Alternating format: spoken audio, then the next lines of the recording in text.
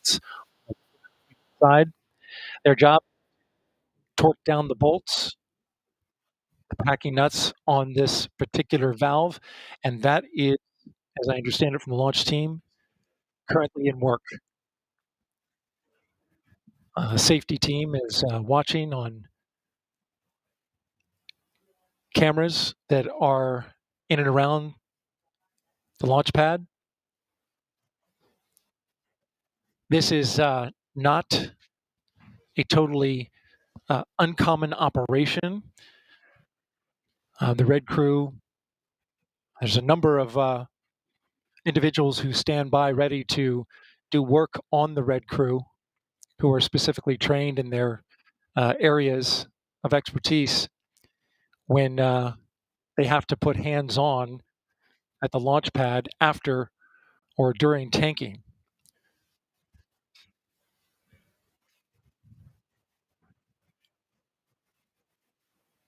So this is likely to eat into the launch window. An update on the tanks. We are in replenish on both the liquid oxygen core stage and upper stage. We are in stop flow for liquid hydrogen on the upper stage and the core stage. And that stop flow, of course, is related to the intermittent leak on the replenish valve that's on the side of the mobile launcher. We saw the Red Crew go in. The Red Crew estimates it'll take about 15 minutes to complete the job, and then they're coming right back out.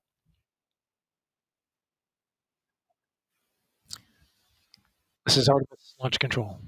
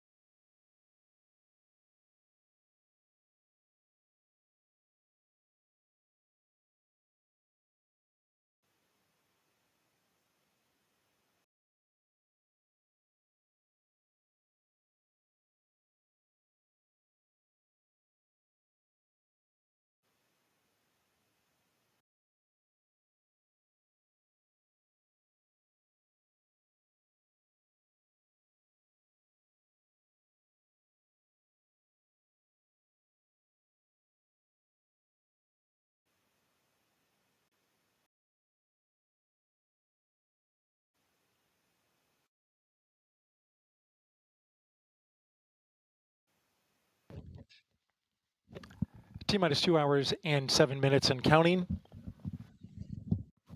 We are currently tracking work done by the red crew, currently out at the launch pad, a specially trained crew, torquing down some bolts on a hydrogen replenish valve.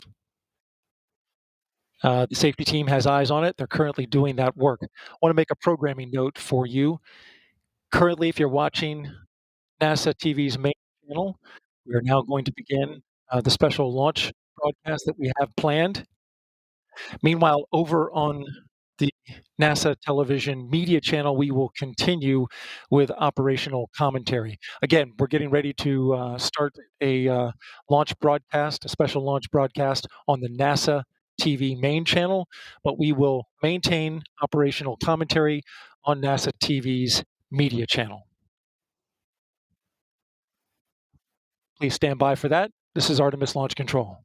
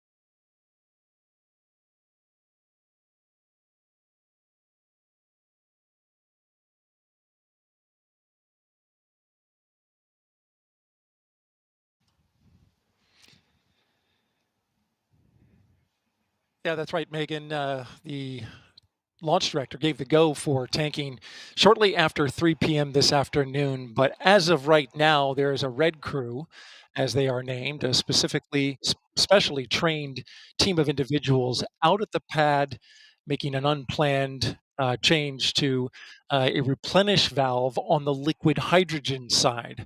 There are two technicians and a safety representative that are right now working inside the mobile launcher. It's in an open air area that has a replenish valve that goes to the liquid hydrogen side of the core stage.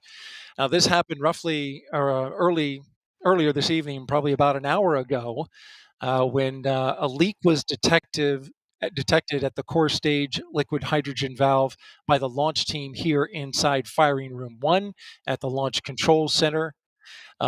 Unfortunately, the team here was unable to remedy the leak remotely, and so it became necessary to send a crew of individuals, called the Red Crew, out to the launch pad to make a hands-on fix, so to speak, to that valve. What they're doing is they're torquing down bolts that are on the valve. Believe that by torquing these bolts down, they'll get a better seal on that replenish valve, and that should remedy the leak. The leak was detected by the hazardous operations team here inside the launch control when the percentage of hydrogen went above 1%. Now, that's significant for this particular area because it is an open air location. The skid valve that runs the liquid hydrogen uh, into the core stage. And we had reached replenish when this leak was detected. Over on the liquid hydrogen side, of course, there's two tanks on the core stage, liquid oxygen and liquid hydrogen. Um, Both had been topped and gotten into replenish when this leak was detected. Currently, liquid oxygen is topped off and stable in replenish, but liquid hydrogen is in stop flow at the moment, which will prevent them from proceeding forward with a launch until that leak is remedied. Again, this red crew is inside the area, inside the blast danger area, working inside the mobile launcher, torquing down those nuts um, that are associated with the replenish valve for the liquid hydrogen side of the core stage. Of course, we'll keep you updated on the operation. In the meantime, let's send it back to Megan.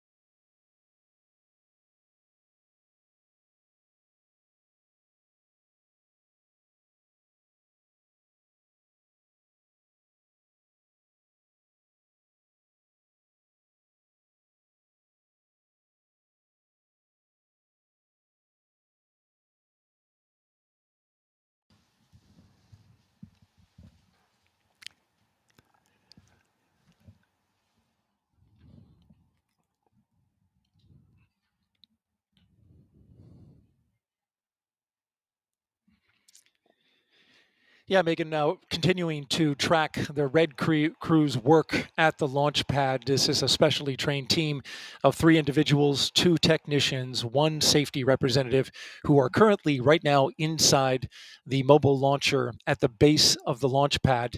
They are doing work on a replenish valve, currently torquing down the bolts in order to remedy a leak in that replenish valve that was detected a little over an hour ago. Now, this is significant because currently, with a leak, they have had to go into what's called stop flow on the liquid hydrogen tank of the core stage. Normally, under replenish, they continue to flow liquid hydrogen into the tank as it boils off in order to maintain a level of around 100%. But that has been in stop flow. And so at this moment, we are slowly losing liquid hydrogen in the core stage hydrogen tank. The Red Crew went in and is currently working a little longer than expected on the issue. It was estimated that it would take 15 minutes to do the work, but as we're now finding out, the Red Crew is torquing down the bolts and then backing out of the area and allowing the launch team to cycle the valves to test to see if they've got that leak fixed. So as they do this, we understand they will cycle this work, go in, cycle the valves, torque them down again if it continues to leak, and then back out and test the work. And this may continue until they have it fixed. The Red Crew going onto the launch pad isn't a totally uncommon occurrence, certainly new with the Artemis program, but work like this was done in previous space programs. The Red Crew is specially trained for this work. They are accustomed to working around in hazardous operation, especially a fully tanked rocket. Again, we are tracking Red Crew's operation out at the pad. It's expected that this will eat into the launch window, which currently we have liftoff at 1:04 a.m. Eastern Time, but the window runs 2 hours to 3:04 a.m. Eastern Time. Again, monitoring the Red Crew's work. We'll have more updates for you a little later on. For now, back to you, Megan.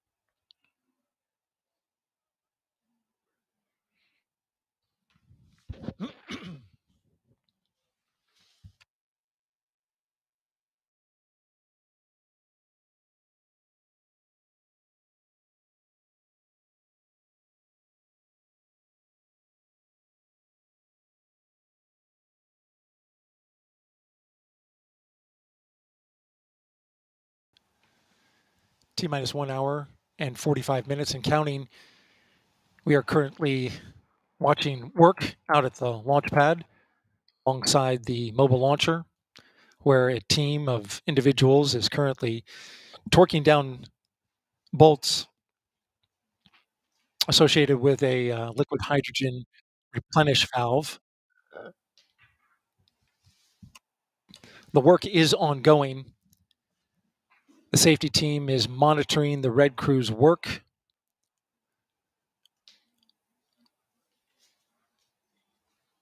via live camera feeds.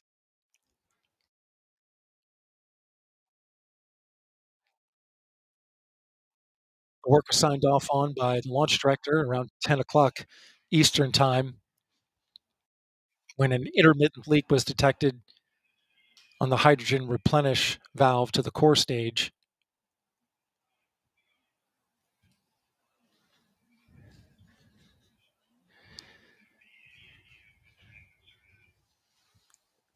We continue to track the progress here. We'll bring you updates as soon as they are available.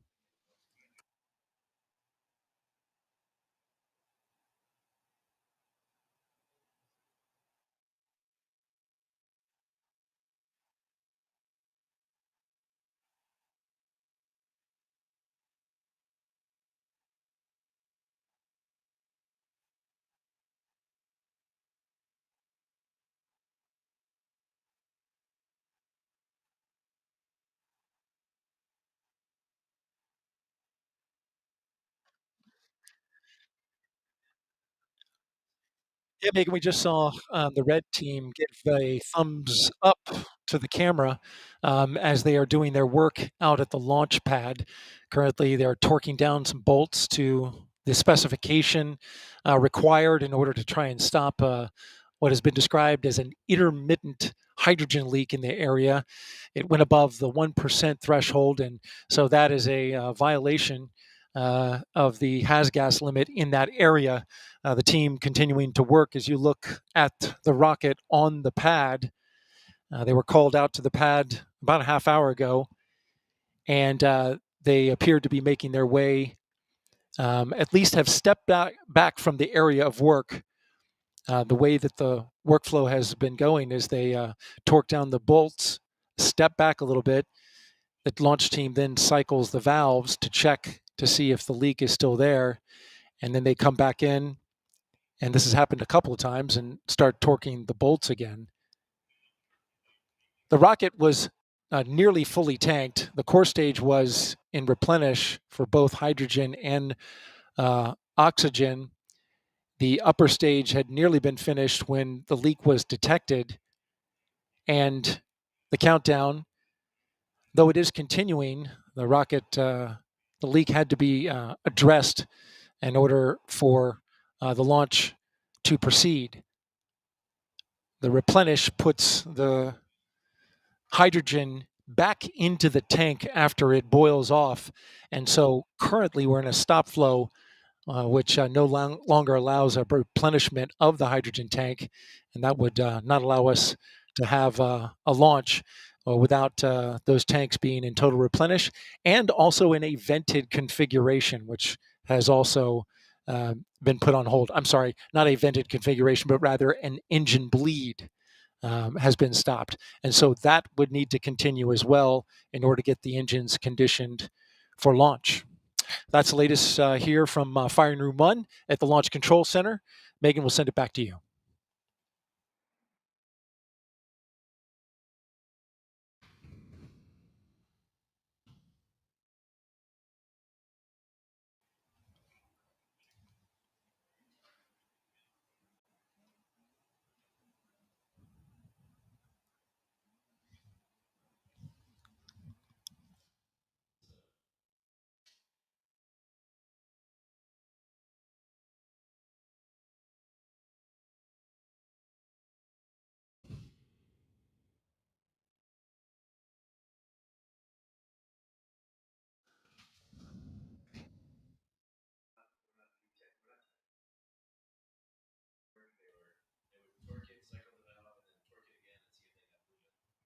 Okay.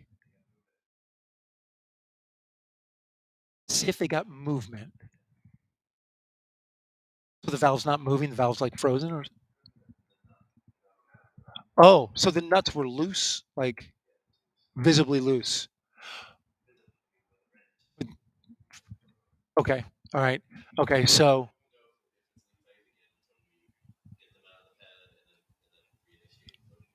copy that. Thank you. Thank you.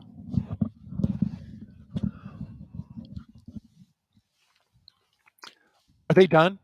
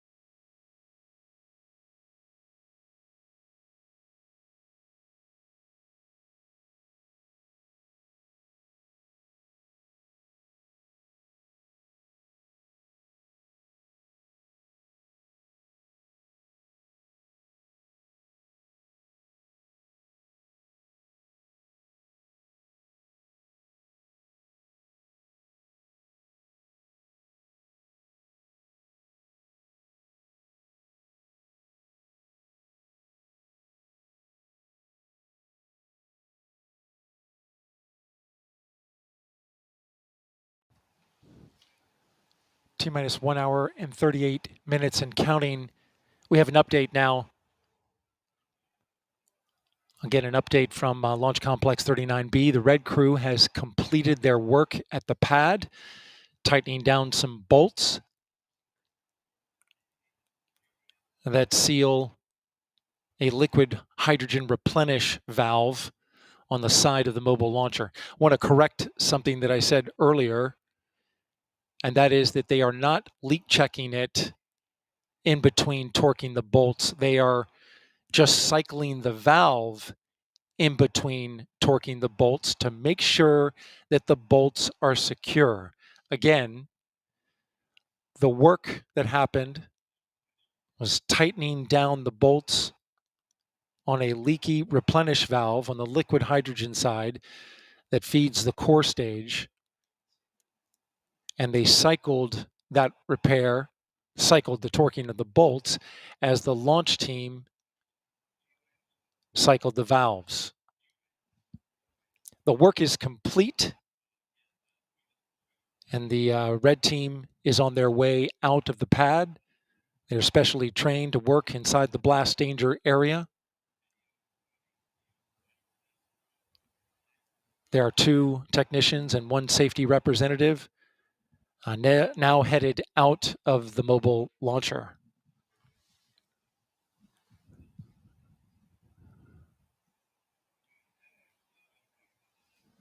This is Artemis Launch Control.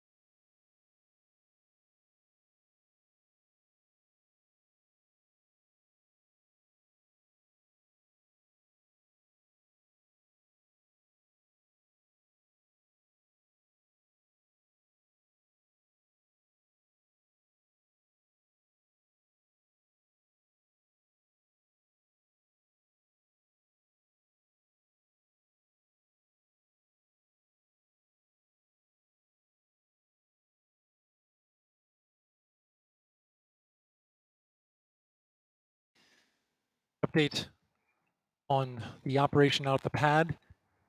The work is complete and the red crew has departed EDA.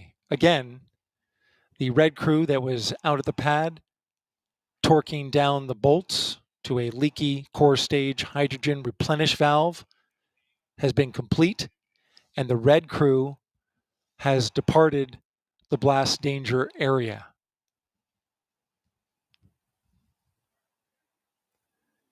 The team will now start checking the valves, that hydrogen valve, to determine if the leak has been fixed.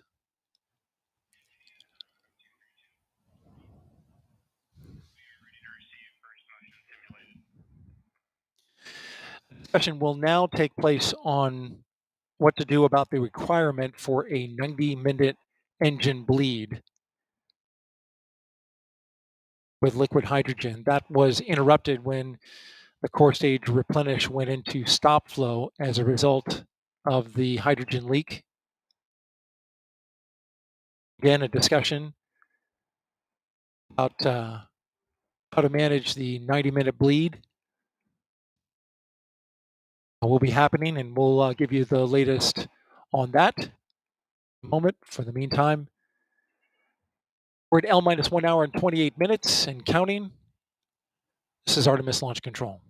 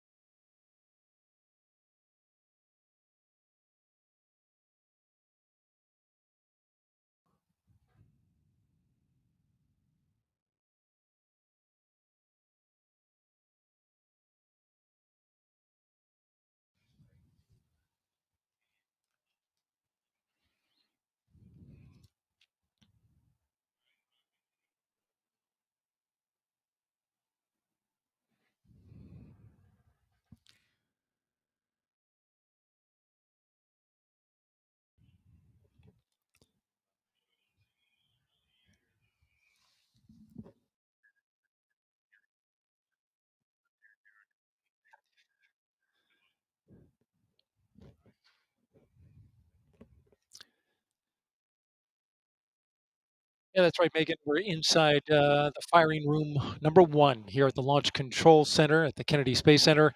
And currently, we have an update on that red crew, which went out to the pad to torque down some bolts on a leaky hydrogen replenish valve for the core stage.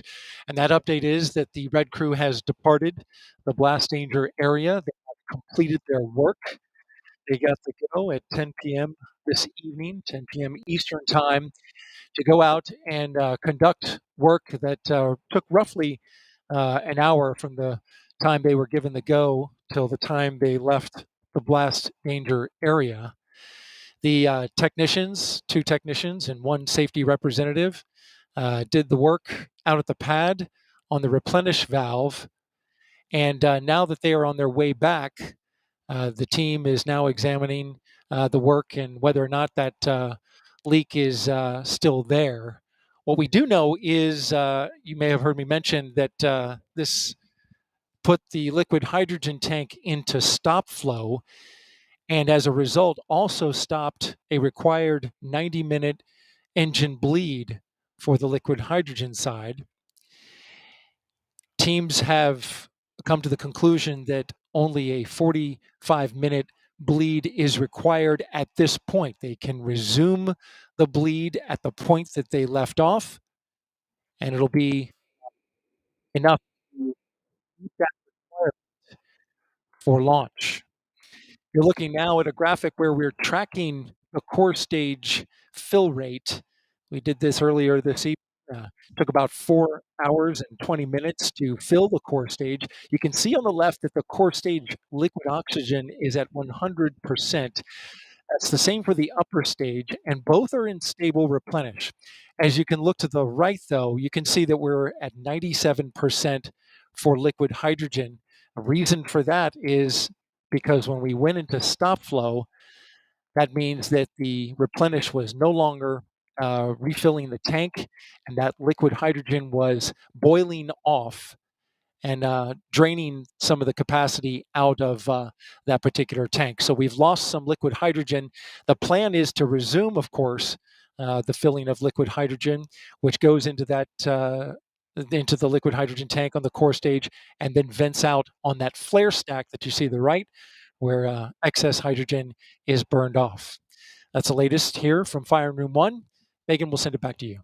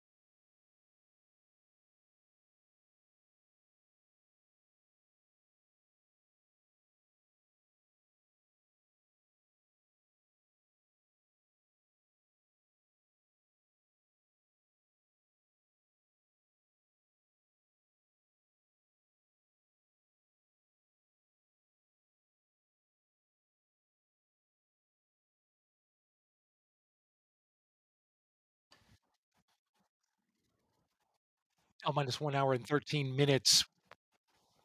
The range has just advised the NASA test director that one of their assets required for launch is down. And so at the moment, the range is no go due to a lost signal on their radar site.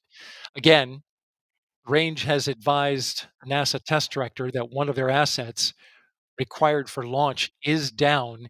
And so as a result, range is no go at this moment due to lost signal on their radar site. Range is working on the issue. NASA test director has asked the range to keep them updated. And we'll do the same. This is Artemis Launch Control.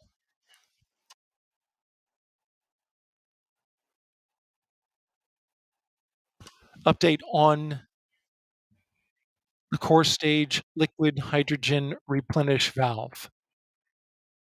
Work is complete. Red crew team is back, and we have resumed flow into the core stage LH2 tank.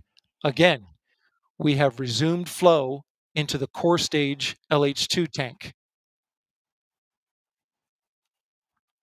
Meanwhile, the team is working to get the upper stage liquid hydrogen configured to resume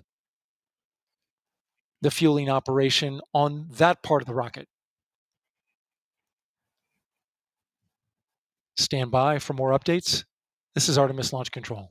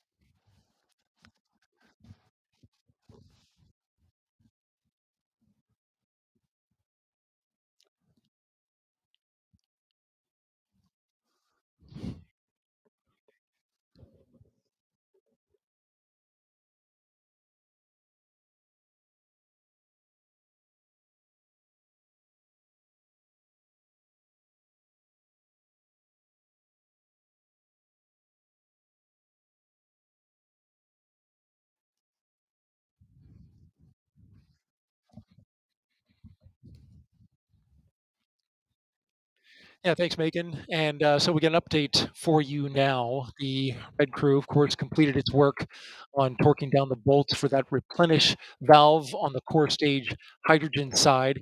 And now we are back in replenish for core stage hydrogen, which is good news. The team now looking to work on that upper stage, and we understand for the update to the NASA test director. They just informed the NTD that they can start getting back the flow on the upper stage as well. It went into a stop flow roughly around 10 p.m. Eastern time after a leak was detected. You can see the core stage status there. The liquid oxygen side is in stable replenish, both for the core stage and the upper stage of the rocket. Over on the right side, you can see we've lost some hydrogen since going into a stop flow that allowed some liquid hydrogen to boil off during about an hour or so while a red crew was sent out to the launch pad to make repairs. Now, the hydrogen bleed for the engines was reestablished, and it looks like the team is back on track to recover that after a stop flow halted the bleed. They're required to bleed that liquid hydrogen through the RS-25 engines for 90 minutes, but they're picking up where they left off, and that appears to be on track. In the meantime, we've had an update from the range. The range has informed the NASA test director that currently, at the moment, if we were to launch now, they are no go due to the loss of signal on a radar site. That's currently being worked right now. Again, the range advising the NASA test director that they are no go. The range is not clear for launch until they remedy that issue on their radar site. And so we're also tracking that. In the meantime, we started this at 3:23 p.m. Eastern Time at the core stage tanked in about 4 hours and 23 minutes, and now looking to get everything back on track to try to make that launch window at 1:04 a.m. Eastern Time, which has a 2-hour window associated with it, all the way to 3 a.m. Eastern Time. That's the latest from the firing room. Megan, back to you.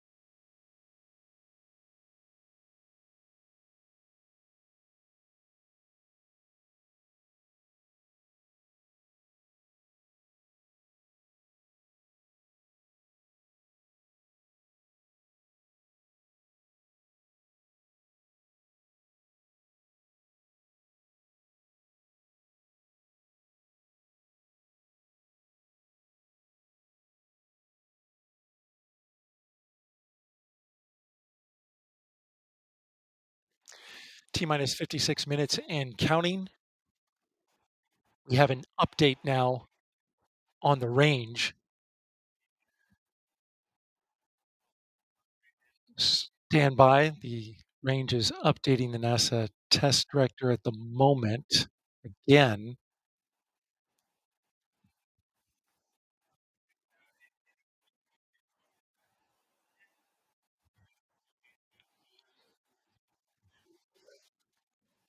okay, we're back in core stage topping for liquid hydrogen. Pass fill is complete. Again, back in core stage topping on the liquid hydrogen tank.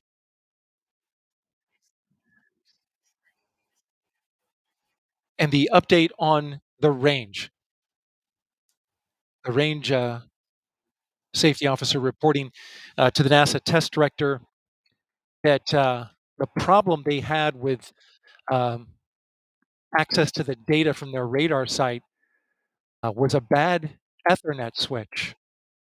Again, the problem with the radar was actually a bad Ethernet switch, and the range is currently working to change it out and re-verify it. Range reporting that it should take about 70 minutes to perform that work.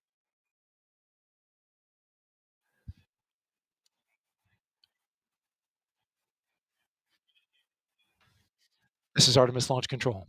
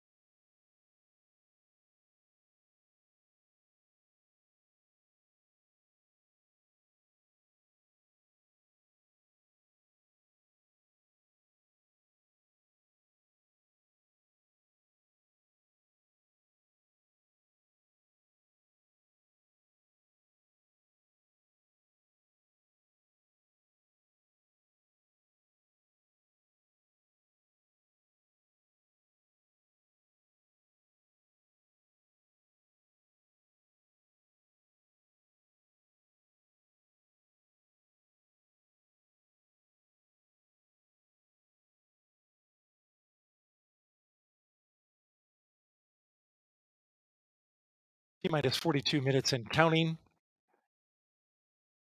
Got an update now on the liquid hydrogen loading operation. The upper stage is now in fast fill. Again, the upper stage, the rocket is now in liquid hydrogen fast fill, currently at 58% filled, while the core stage liquid hydrogen is in replenish.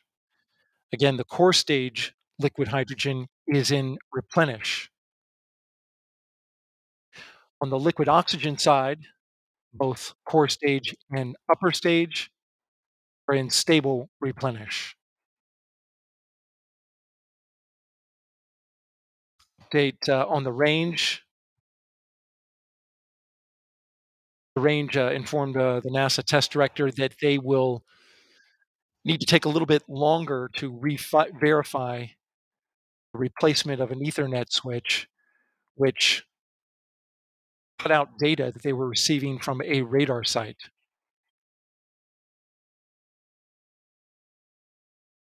We're looking at about 50 minutes left in work that the range is doing to replace that Ethernet switch. This is Artemis Launch Control.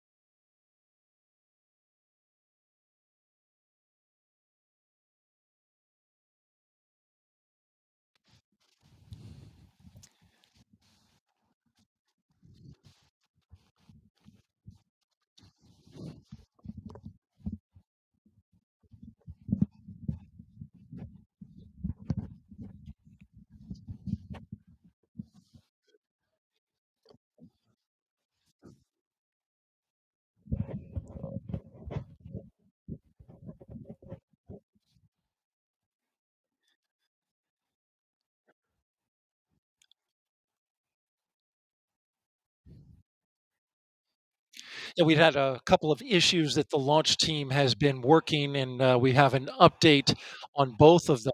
First of all, is the liquid hydrogen leak and the replenish valve out at the mobile launcher. We understand from the launch team that that leak has not recurred. The work that happened out at the pad is that the red crew and the work that they did out there remedied the leak. That's good news. And now the liquid hydrogen tank on the core stage is back in replenish at this moment. And the upper stage of the rocket, liquid hydrogen side, is in fast fill. You can see from the graphic there that we are back up to 100% over on the liquid hydrogen side on the right hand of the screen. On the left hand of the screen, you can see we have been in stable replenish for liquid oxygen. Now, with regards to the range, they reported that they had an issue to the NASA test director with their radar sight. Later found out that that was actually a bad Ethernet switch that was cutting out and not providing them the data. The range reported that they will swap out that bad switch, and they're currently working on that. They advised at the time, about a half hour ago, that it would take them about 70 minutes or about 25 minutes into that work. They did just recently update the NASA test director to say that it's going to take them a little bit longer because they're going to need to re verify this Ethernet equipment once they have it installed. Again, that work is ongoing, but at the moment, if we were launching right now, the range is no go as a result of that bad Ethernet switch. The Dolly Lu file, which helps steer the Space Launch System through the upper atmosphere, has been uploaded to the rocket. And so we're good to go there in terms of other configurations that are ongoing. But we are continuing to monitor communications of the launch team about holding to the top of the window, currently slated for 1:04 a.m. Eastern Time, but we do have 2 hours, and we have yet to see whether or not the launch team is going to be able to make enough adjustments in order to hit the top of that window. No slip yet, but we're monitoring their work, and we'll give you an update when we have it. Back to you, Megan.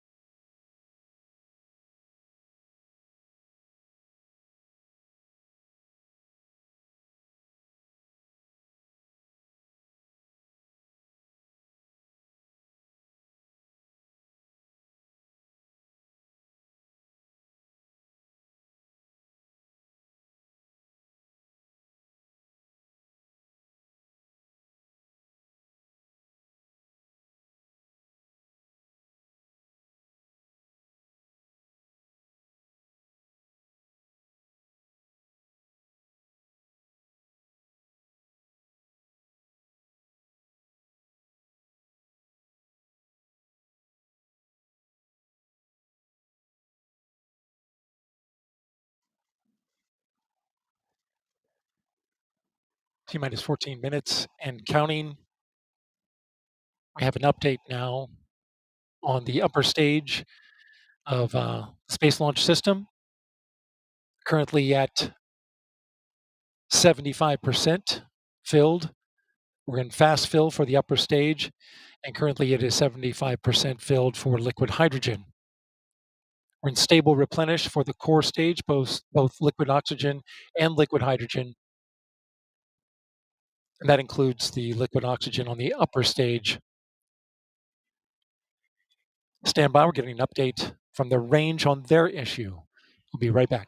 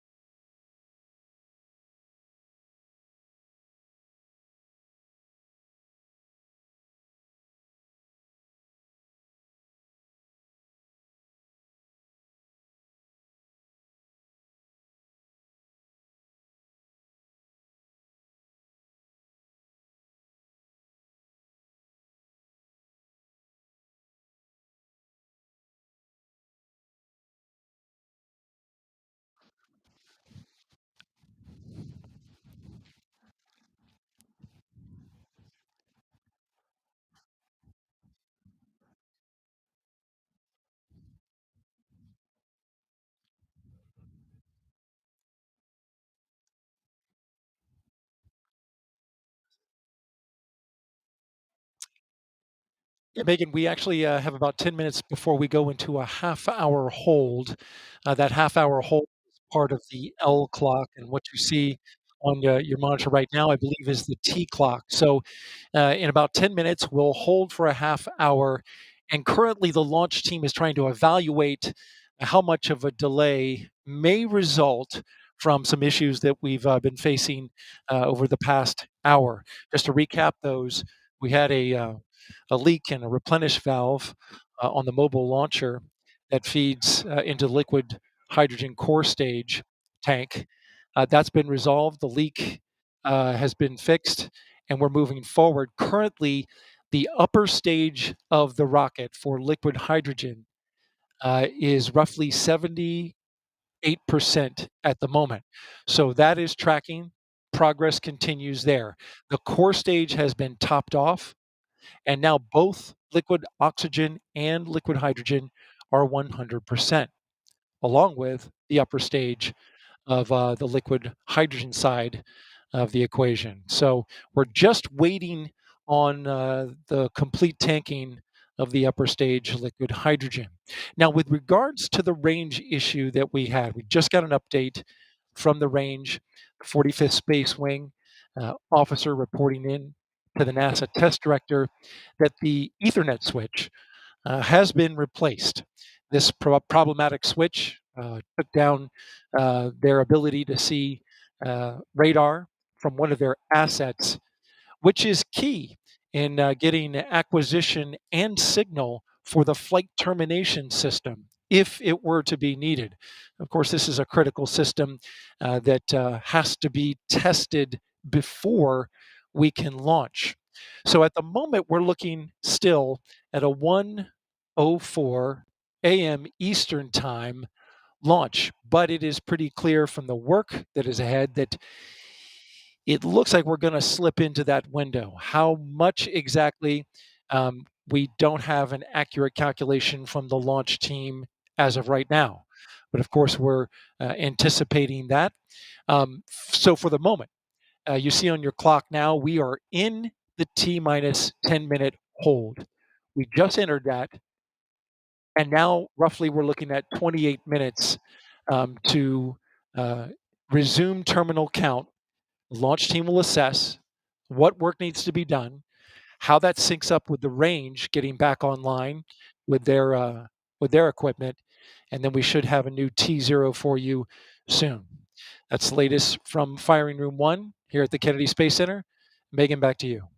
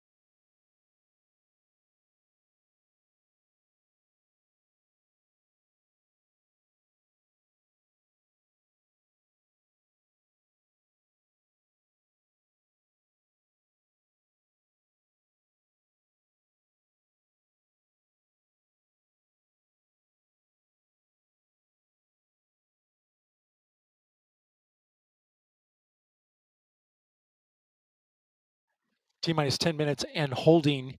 Got an update from the range to the NASA test director that their work on the bad Ethernet switch is complete and they are ready for open loop tests.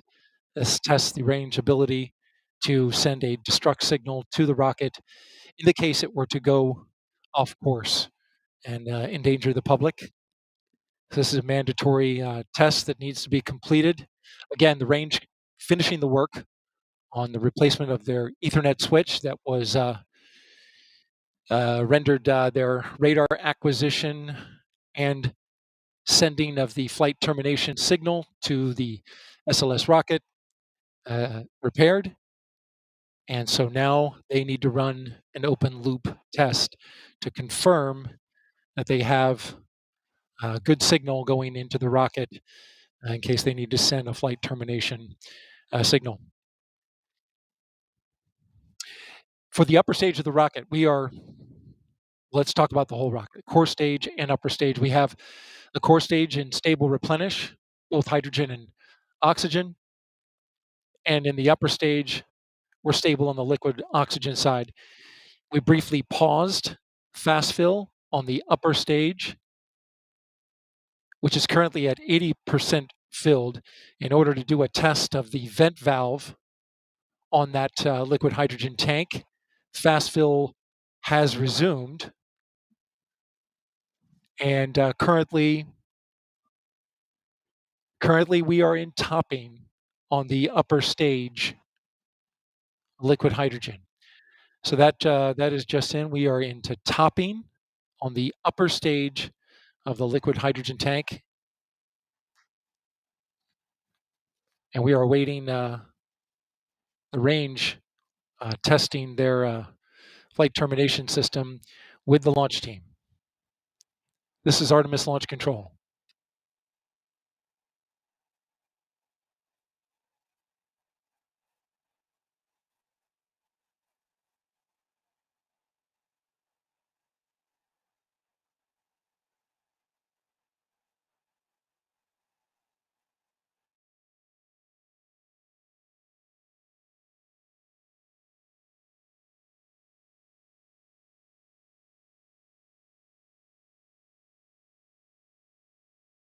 We are currently in a T minus 10 hold. This is a pre-planned hold that has 11 minutes left. The pre-planned hold goes for a half hour. The T0 is set for 1:04 a.m. Eastern time, but currently the launch team is working to catch up to what appears to be a slip into the launch window, which is currently 2 hours and goes until 3:04 a.m. Eastern time. Now we'll get a solid T0 once once the launch team is able to determine how much work is left.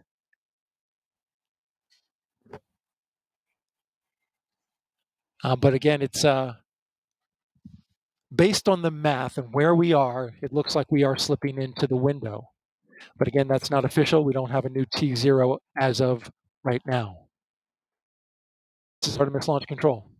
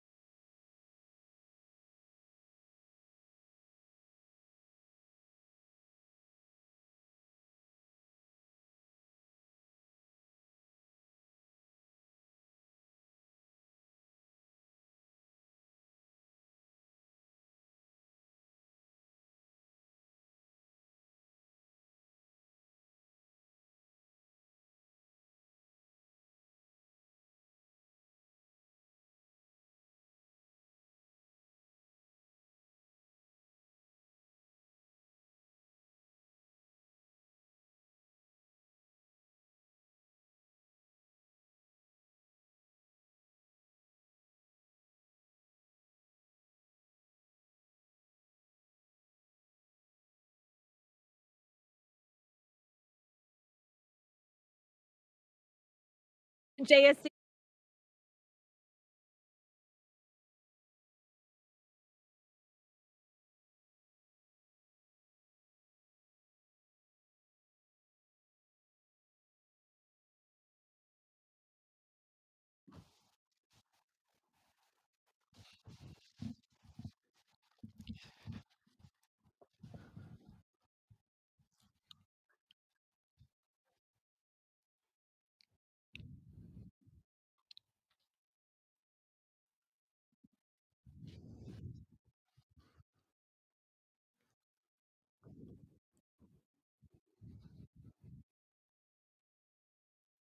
Here's Space Center Houston, the visitor center over, for Johnson Space Center in Houston, and you can see a lot of people there after hours because you know that visitor center is closed right now. People are waving. I love it. Wow, look at that. Whatever that is. It's Awesome. I amazing. don't think I've ever noticed that when I'm at Space Needs. Maybe it's new. I know, but yeah, just look at that crowd. It's really fun to see again all these people who are captivated, young and old, by today's launch attempt and the beginning of the Artemis program. I know that they're probably looking at the clock and wondering when we might see the launch today. So lovely to see all those people.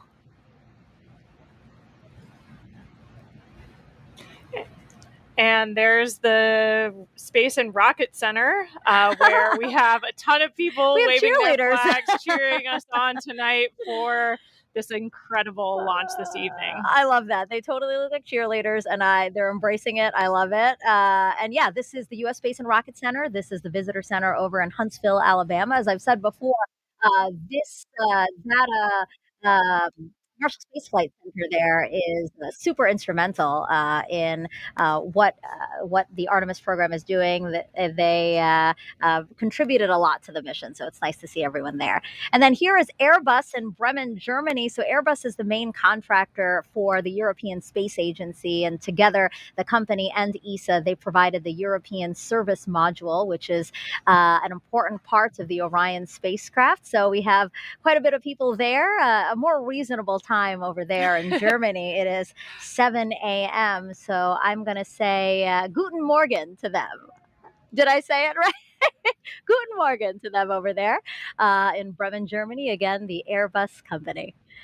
All right, so let's get another check. Flying the ship for the launch countdown tonight has said that we are extending the hold that we were currently in at T minus 10 minutes and counting. And so that puts us off the 1:04 a.m. Eastern Time launch. We're now slipping indefinitely into the hold.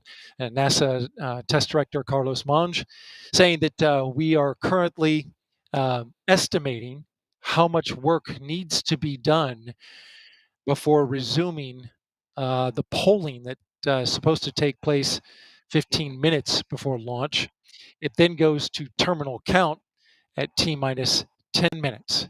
Now, we've got an update on the tanking of the upper stage liquid hydrogen tank. Currently 95% filled. We're in topping on that tank. It is the last of 4 tanks in the Space Launch System that needed to be completely fueled up before we launch. Of course, cryogenic tanking, a complex operation that has seen some delays tonight. We had a roughly hour delay after a replenish valve on the core stage liquid hydrogen side required hands-on work by a red crew team that went out to the launch pad and tightened down some bolts on the valve and got it fixed before leaving the launch pad, and then launch team verifying that that work was complete. Now, currently, we're awaiting some work with the range. The 45th Space Wing, which oversees the range here, and makes sure that the airspace and the ocean out over the flight path is clear, and also has the responsibility to destruct the rocket should it go off track. They have been working on some issues with their equipment and sending a flight termination signal to the rocket. There is testing that must happen with the flight termination system that was delayed by a bad Ethernet switch. Switch has been changed out, and now the range is looking to start testing their connectivity to the rocket in order to preserve that safety function that they are responsible for. So again, we are slipping now indefinitely into the launch window. We're awaiting the launch team to evaluate just how much time is required to complete the work to get this rocket ready to launch. And of course, when we have a new T0 for you, we'll report that out right away. Megan, back to you.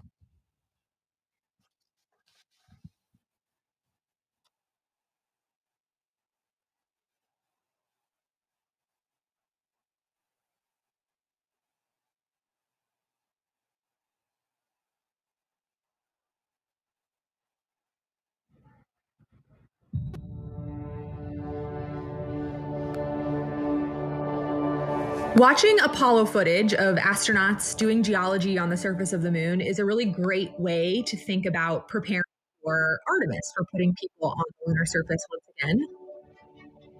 We learn a lot in how they did science operations on the moon and what it's like to work on the moon. You see them doing geology. You see them taking rock samples, putting in a drive tube to take a core sample. You see them bouncing along the surface of the moon on the lunar rover that they used in Apollo 15 through 17. So it's a great way to help drive technology development for the next generation of spacesuits and geology sampling tools. There's these facilities that help us train like we are on the lunar surface. These 1,6G offload systems or putting people in the aquatic environment are great ways to train the mobility part, right? Like what can you do and how different does it feel to be in 1,6G and do these tasks? We've been training astronauts in geology and geoscience for decades now. The Apollo astronauts had literally hundreds of hours of training in geology before they flew to the moon. It's often said that the Apollo astronauts had the equivalent of a master's degree in geology by the time they flew to the moon. In the intervening decades since Apollo, we've been training astronauts who fly to the International Space Station because when they're on the ISS, they spend time observing the Earth, looking out the window, taking pictures of what they see on the Earth's surface. Now that we're looking at putting astronauts on the surface of the moon, we also take them into the field. We take them to field sites here on Earth that resemble field sites that we expect them to see on the moon. That's the reason why we take them out into places that are unique, like volcanic landscapes or places that are analogous to the lunar surface, to train them on the scale and fidelity of science that you just can't recreate in these facilities. And so by combining this classroom and field training, we're able to prep them for fundamentals of geology, the major driving lunar science questions that we have that we hope to address with the Artemis program, and teaching them how to do fieldwork in relevant analog environments. For just science aspects of developing new spacesuits, can it get you to where you need to go? And then once you get there, can you do the cool science that you need to do? And so that's, can you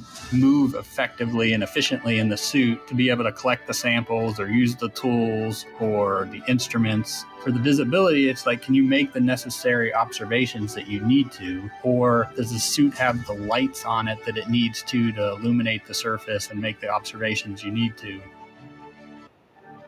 The lunar South Pole holds tremendous resources that are going to allow us to continue to explore. This is a place that we've never been before. There's so much to be learned from getting boots on the ground and exploring a unique place that challenges us as humans and also helps us develop technologies that make our everyday life that much better. We think there might be volatiles present at the South Pole. By using these volatiles, we'll be able to do things like create drinking water, create rocket fuel to launch astronauts back to Earth. And so by harnessing the power of the land, we'll be able to help astronauts establish that long-term sustainable presence.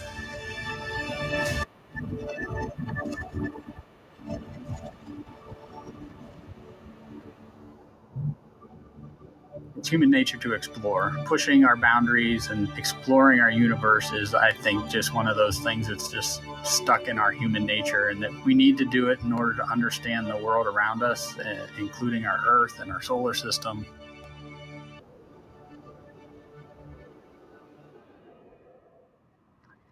We just heard there how curiosity is just a part of us. So, with that in mind, why don't we do some social questions? Because some people are very curious to hear what you have to say about their questions. So, why don't we pull up the first question here?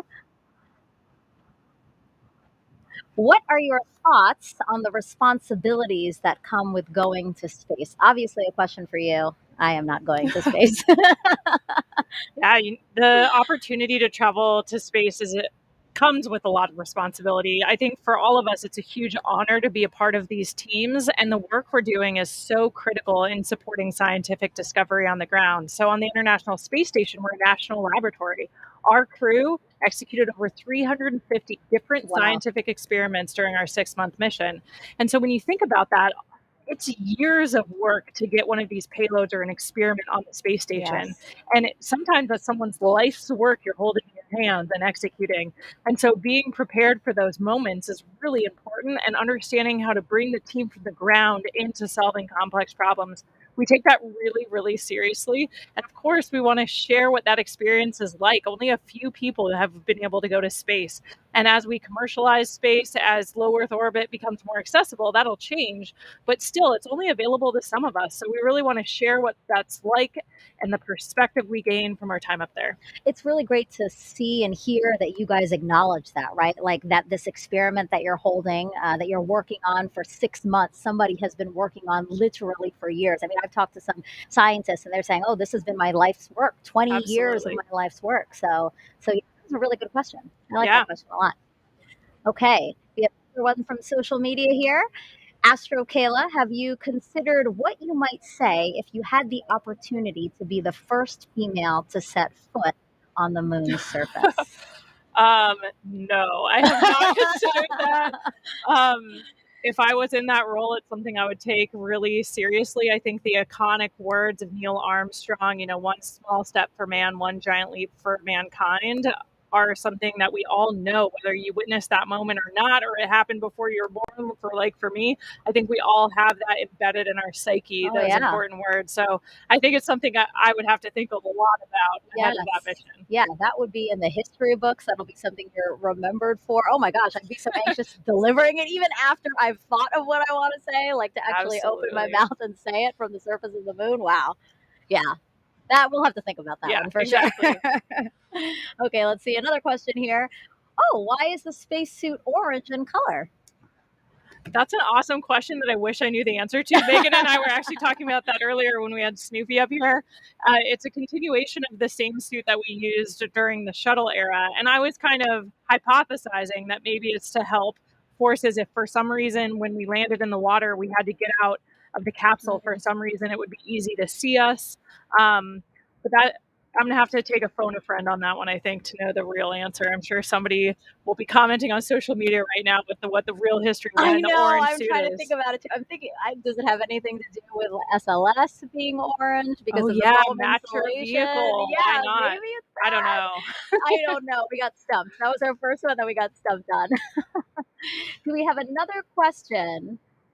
All right. If you could name one of the moon's craters, what would you name it? Oh, man. What would you name it, Megan? I don't know. That's a big decision. I thought you might say the name of your zero-G grass. Oh, wow. Yeah, maybe. I don't know. That's a pretty big responsibility, I think, to name these geological features. And a lot of the craters on the moon already have names. So I'm sure there's some that maybe they haven't named, they're too small, or we haven't explored them yet. But a lot of them already do have names. Like, we're going to be exploring the edge of Shackleton Crater as part of Artemis mission. So a lot of them are already named and mapped. Yeah. Thanks for throwing it back on me. I was like, I don't know. Do you think our parents or husband or fiance are now upset that we didn't say them? I don't know. I mean, I don't think so. I think they understand. All right. These are big decisions. All right. Last question here for this segment, at least. What will Orion do when it gets to the moon?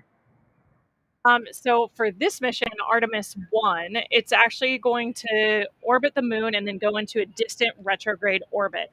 And so it'll get really close as 62 miles, and then go way past the moon and way deeper into space than we've ever been before. So yeah, the Orion vehicle will be checking out all of its systems. We're going to be analyzing that data from the ground, and then we're going to see that it can survive re-entry and a successful splashdown off the coast of San Diego. Yeah, that was a good question too.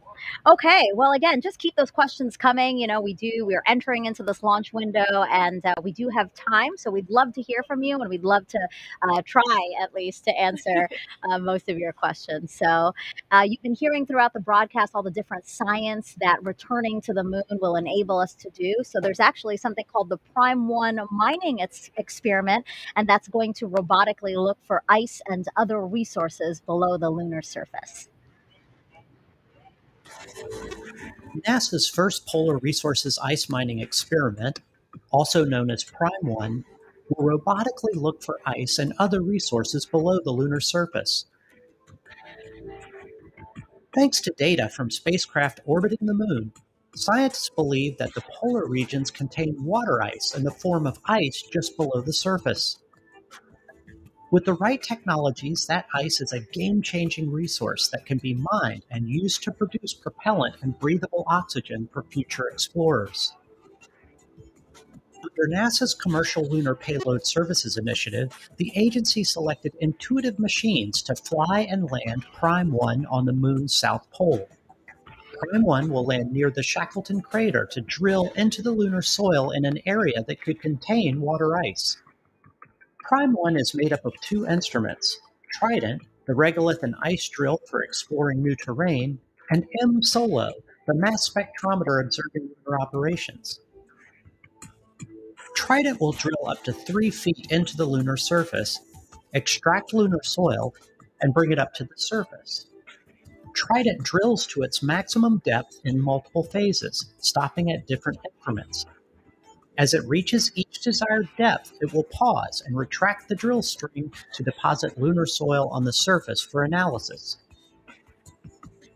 This is where M-SOLO comes in. M-SOLO is a commercial off-the-shelf mass spectrometer modified for spaceflight. It will evaluate the chemical elements and compounds released from the lunar soil for water and other chemical compounds. Trident will then proceed to the next specified depth and repeat the process until samples at all desired depths have been analyzed for water. If no ice is found where Prime 1 lands, NASA will still collect valuable information about drilling into the lunar soil for a future mission. NASA's Viper, the Volatiles Investigating Polar Exploration rover, will use Prime 1 technology on a mobile robot that will navigate the moon's south pole searching for additional resources. Prime 1 data will help NASA assess lunar resources to inform future Artemis missions and a robust human presence on the moon.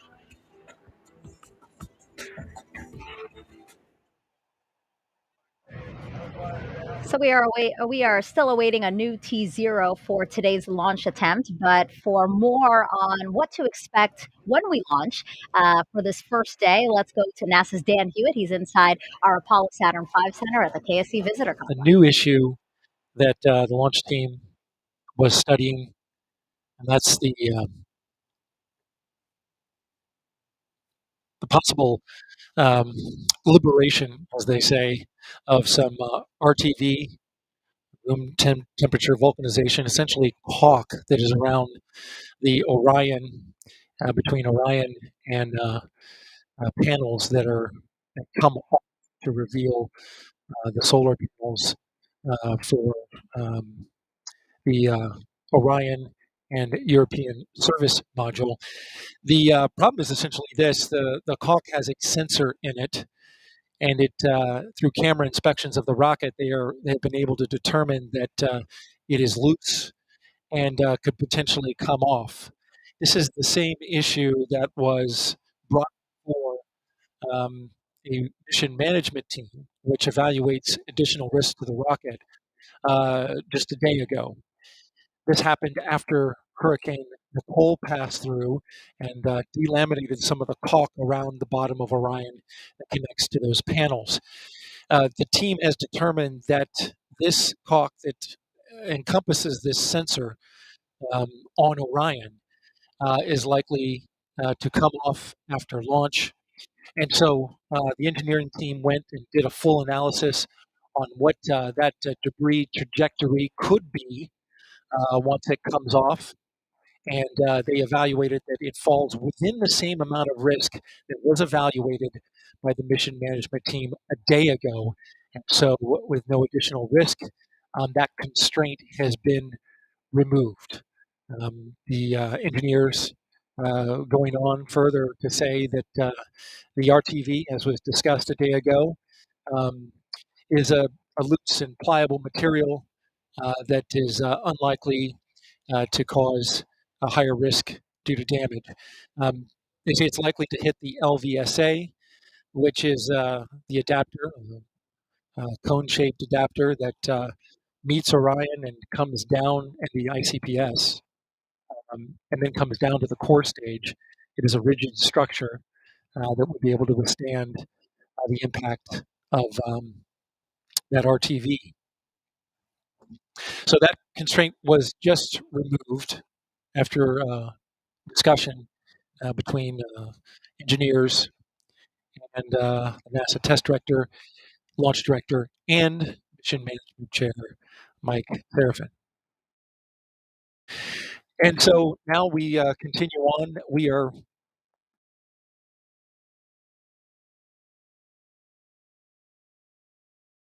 slipping into the launch window, currently 9 minutes into the launch window, which ends at 3:04 a.m. Eastern Time.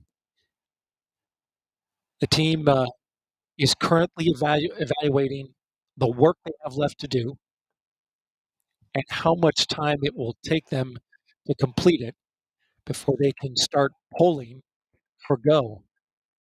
That would normally happen 15 minutes before launch, and we are not ready to resume that polling at this moment.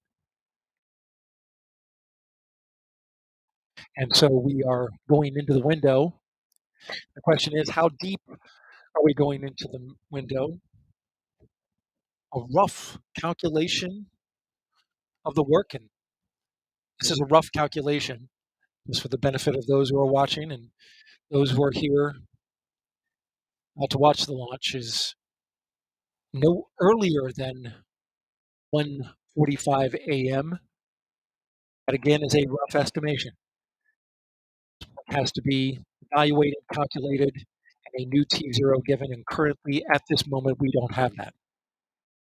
I want to be real clear about that.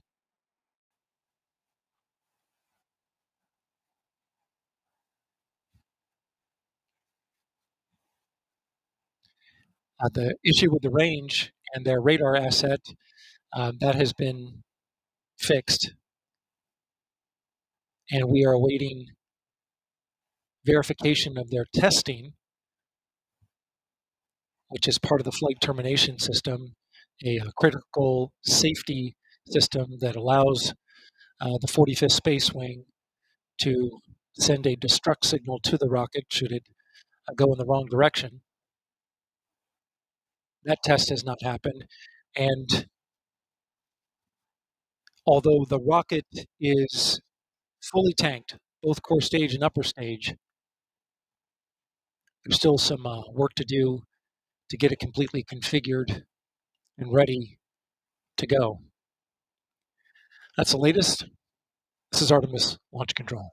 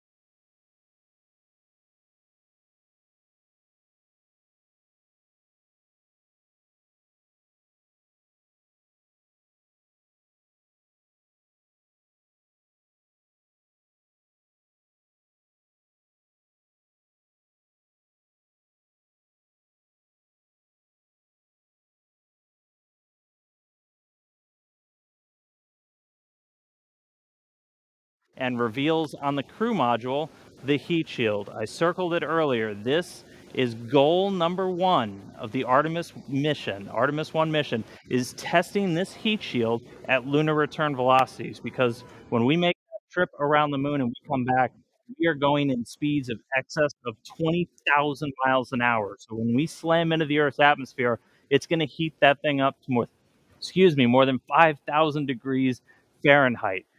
For the Artemis 1 profile, we're going to do what's known as a skip reentry. So basically, you can come in too shallow and skip off the atmosphere, too narrow, and you're going to do what's known as a ballistic entry, which really heats things up. We're going to do kind of a mix where we're going to skip once off the atmosphere, and that we're still going to get the heat, but that helps to reduce some of the G loads on the crew. Once you're through that, you get to parachute deploy. There's 11 parachutes in total that are going to slow Orion down before it splashes down. We're going to be going from 20,000 miles an hour to about 300 miles an hour before those parachutes deploy. And then they do a final job of getting it in the water in the South Pacific. We've got these big orange balloons. That's an uprighting system. So even if Orion landed in the water upside down, those can inflate, and they put us back upright into what's known as stable 1. That's where you want your spacecraft to be, nice and upright in the water, especially if you're an astronaut in there floating. Now, we also have a large U.S. Navy ship with a big bay that's going to basically come up and swallow Orion into its deck, and you've got a couple of other assets in the area to help recover hardware, the forward bay cover, parachutes, things like that.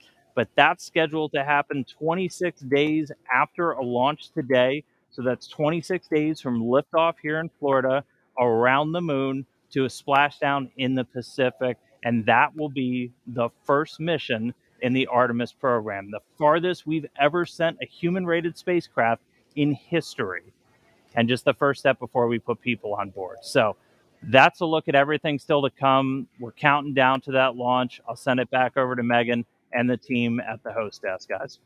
A very comprehensive look at that. Thank you so much, Dan.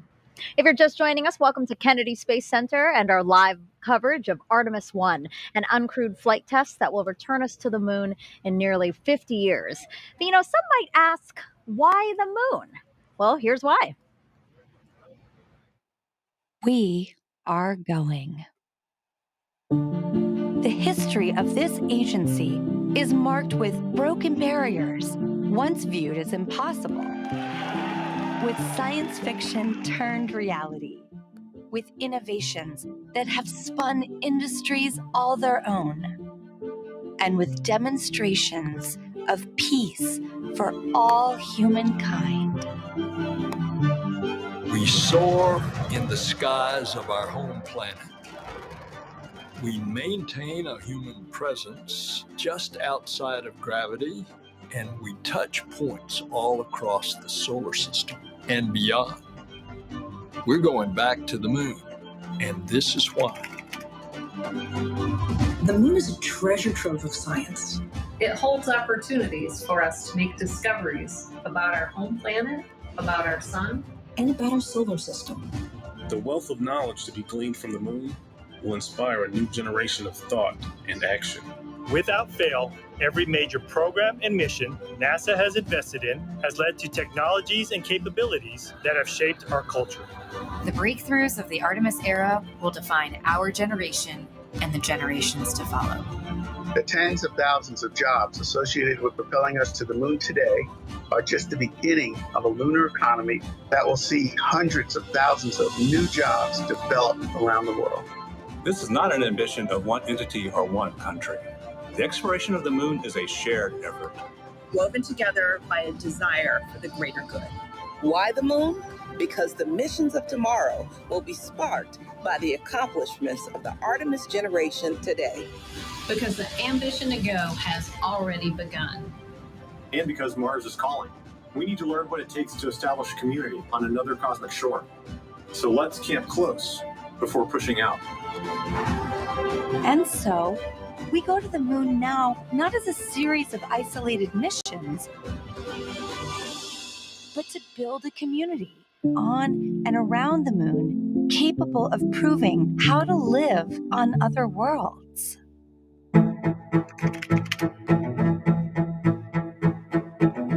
use the lessons from more than 50 years of peaceful exploration to send a new generation to the lunar surface to stay. We will anchor our efforts on the lunar South Pole to establish the Artemis Base Camp, positioning us for long-term science and exploration of the lunar surface. We will prove what it takes to assemble a complex ship in deep space. We will perfect ascending down to and returning from a distant surface. We will learn how humans can survive and thrive in a partial gravity environment. With improved spacesuit designs, mobile habitats, and with reconnaissance robots pre-positioning and relocating supplies. We will learn how to utilize the resources we find on these other worlds, starting with finding water ice and purifying it to drinkable water. And refining that into hydrogen for fuel and oxygen to breathe. We will establish fission power plants on the surface of the moon, capable of supporting a growing community of efforts. And we will expand the logistics supply chain to enable commercial and international partners to resupply and refuel deep space outposts. None of this is simple or easy, but nothing in our history ever has been. The Eagle has landed. We got a bunch of guys about to turn blue. We're breathing again. Thanks a lot. This kind of continuous lunar presence is a natural extension of all that we've learned in low Earth orbit. And what we will accomplish there will ensure the monumental missions to Mars are within reach.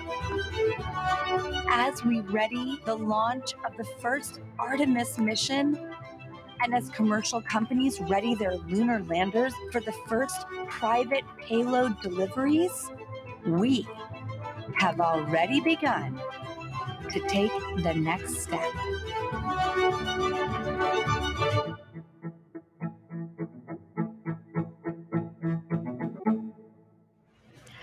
Throughout this launch broadcast, our NASA's Leah Martin has been introducing us to people over at the Kennedy Space Center Visitor Complex who have come out for hopefully the maiden voyage of Artemis 1. People from near and far, young and old, just really excited to hopefully see this historic flight. So now she's joined by somebody else who has a really interesting story. Leah, tell us about it. Megan, I think one of the most exciting things about being here tonight is being with people who are like-minded, who have such a strong tie to the history of our nation's space program and their love of spaceflight. And I actually struck up an amazing conversation right here, and you were telling me about the special tie that you have to tonight's launch as well. Oh, yeah. I literally grew up with NASA. My father went to work with the NACA before NASA, went to work for Dr. von Braun, followed him over to Marshall Space Flight Center and became, when it became NASA, he worked on the Jupiter C, Redstone, Saturn 1, Saturn 5. And then because of that, he brought me here to see Apollo 11 launch. So that was my first launch. I was 5 years old. I loved it. Still remember the sound. That's about all. And then years later, through my flying career, I was able to bring my sons back with my friends that flew the shuttle, and they saw 5 launches and 4 landings. But basically, I wanted to be here. I was here for the first moon launch, the last moon launch back when Uncle Gene Cernan, our family friend, went to Apollo 17. So I wanted to be here for this because it's kind of in our family, in our blood. And hopefully I'll be around for the next one when we go and land again. So that's incredible. So you have NASA actually in your DNA, grew up with the program. Yeah. I knew most of the German scientists. The kids sat in our lap, Dr. Ernst Stirlinger, and my father flew with von Braun because he was a general aviation pilot as well. So they'd get off work and fly. And they were in Life magazine together, National Geographic. So it was fun. I literally knew Al Shepard, all the Mercury, Gemini, Apollo guys, and it was an honor. I would have loved to have been an astronaut, but I went a different route, but I can still come here and see them. We can, and we're so grateful, so thrilled to see you here tonight, and so excited that you will be able to actually compare the last launch and the sound of the last one with the one tonight. It's absolutely going to rock the sky. I want it to be even louder. Yeah. Well, thanks so much for joining us tonight. It's been an honor to meet you. And Megan, we're going back to you. So yeah, thank you so much for sharing that. That was such a fun story. Here we are now at Space Center Houston. This is a live look inside of the visitor center there. Lots of people hoping to see the launch today. I love this guy in the front with his NASA shirt representing. And again, just seeing children and young and old, just all these people who feel captivated and are excited about our next giant leap into deep space. So glad to have them here. Oh my gosh, I love this. Yeah, the team in Marshall and Huntsville there is always ready for their shot, waving their flags. They're super pumped. That's the home to the SLS program office, so they have a dog in the fight tonight, They seeing do. Artemis launch for the first time. Is that an inflatable astronaut in the center? Do you see that? I think somebody is dressed up as an astronaut. Look at that. Yeah, They're ready to representing. go. I love this. Yeah, I'm so glad that they're there. Again, these visitor centers are closed to the public, but the people there decided to hold a watch party, Oh, and look, that's our exciting friends to in see. Germany are ready for us this time. I know, They clapping. anticipated the delay. They look pumped and ready to go. So these are employees of Airbus. Airbus is the main contractor for the European Space Agency, and together they provided the European service module for the Orion spacecraft. So really, we should be applauding them. They shouldn't be applauding. Thank you so much, guys, for your contribution to the program, and can't wait to see Orion and SLS launch. Okay, so now let's head back over to Daryl Nail over with the launch team so we can hear any updates about a new T0. Yeah, Megan, thank you. And a clearer picture is starting to emerge as the launch team now reports out that they only have a few minutes left of work to do before they're ready to pick up polling. And we're also hearing that some of that polling, which kicks off with the mission management team, is also now just about 3.5 minutes away. Now, we are currently still in that hold, but the launch team, NASA's test director, is continuing to move the team forward. We've wrapped up work on the upper stage and the lower stage. You're looking now live inside firing room 1, where launch director Charlie Blackwell Thompson is overseeing her launch team.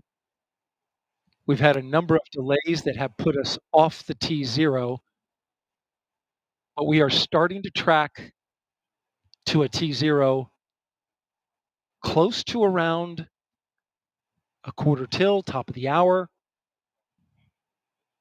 But we do need to have some polling that takes place. I'm pausing now because I'm listening in to the teams as they communicate.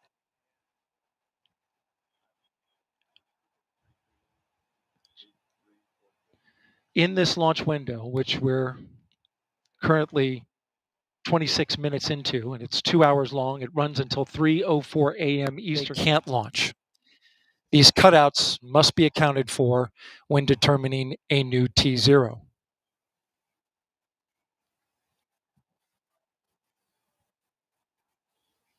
The upper stage of the rocket, which was the last to get ready and configured, just recently, the team cycled the liquid hydrogen valves, which is required,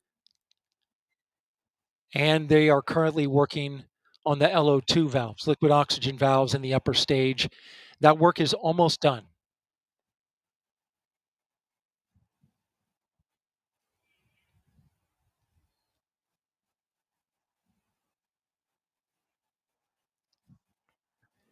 We are now a half away from the pole of the mission management team, which is several minutes before T minus 15 minutes.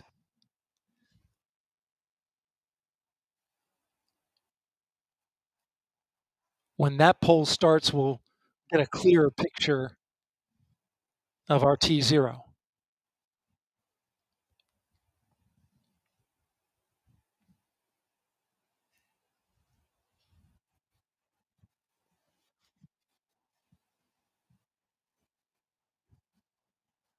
NASA's test director has informed the launch team to all switch to a common communication channel. It's called 230 2:32. And what this means is that the entire launch team is now on one channel, and all future communication will happen there, whereas there are many channels. Now they reduce it down to one.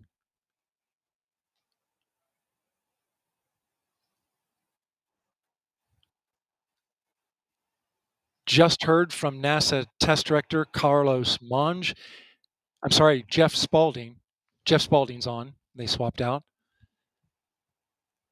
There are currently no constraints to launch. Great news. Again, no constraints to launch. And they're getting ready to pick up with a poll to determine readiness for launch.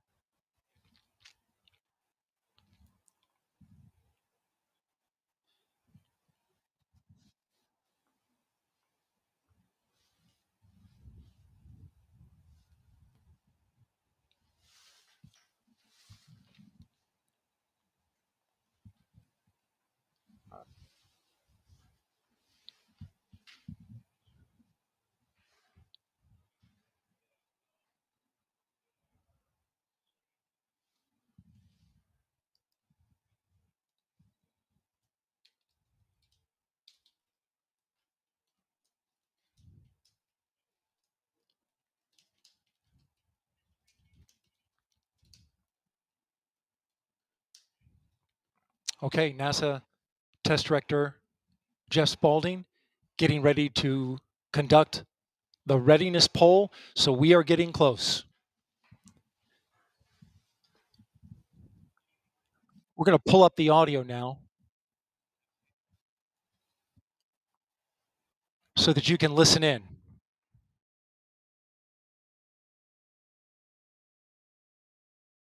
Rockets go. All right, copy all. And Launch Director NTD, our launch team is ready to proceed at this time. I copy all NTD. At this time, I will proceed with my poll. And attention on 232, this is the Launch Director performing the final poll for launch. Verify no constraints and go for launch. EGS Program Chief Engineer. EGS Program Chief Engineer verifies that the EGS, SLS, and Orion Program Chief Engineers have no constraints and are go for launch. Copy, Greg. Thank you. EGS Chief Safety Officer. EGS CSO verifies the SLS, Orion, and EGS CSOs have no constraints and are go for launch.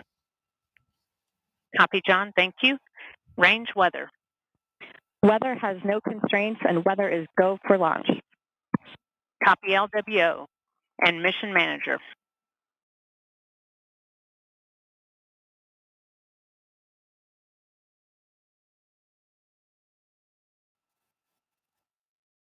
And Mission Manager, Launch Director. Launch Director, Mission Manager on 232. The mission management team has been pulled. Go to proceed with terminal count and launch of Artemis 1. I copy all. Thank you. And NTD, Launch Director. Go ahead, Launch Director. Yes, sir. On behalf of all the men and women across our great nation who have worked to bring this hardware together to make this day possible, and for the Artemis generation, this is for you. At this time, I give you a go to resume count and launch Artemis 1. Copy, Launch Director, and thank you. All right, we do have a couple of steps to configure, and then we will be ready to resume the clock. CVSE, NTD. CVSE here. Initiate recording of Orion cameras at this time. In work. R, NTD. RSR here. Perform the booster ignition SNA arm rotation enable. NDT, RSR, booster ignition SNA arm and rotation enable is complete. And I copy. Thank you. Okay, so there you heard the poll from Launch All right, Director. and all personnel, we are going to resume the clock here momentarily.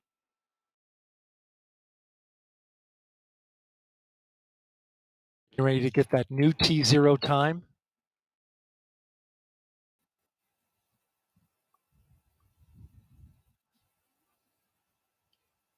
The poll that you heard was the NASA test director's poll. And all right, and we have verified no cutouts at this time. And all personnel, we are going to resume the clock. GLS, you can resume the clock on your mark. GLS copies. Countdown clock will resume on my mark. 3, 2, 1, mark. GLS mainline has been initiated. Okay. T-minus 10 minutes and counting. We are T-minus 10 minutes away from liftoff of Artemis 1. As you can see, the clock is now moving. Let's put that up. T-minus 9 minutes and 47 seconds. The L-minus 15 poll complete. Show 06:47:44 is the new liftoff time. Affirm. Okay.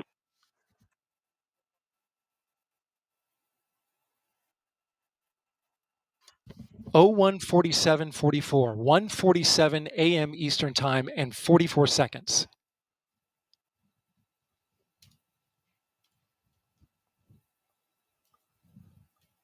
We went straight into terminal count.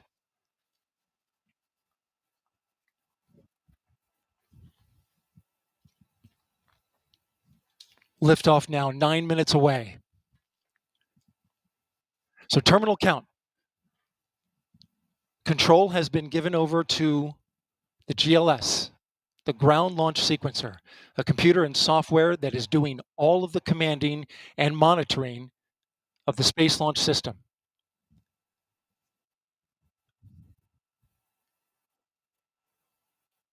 We'll hear callouts from the GLS operator, Alex Pandalos,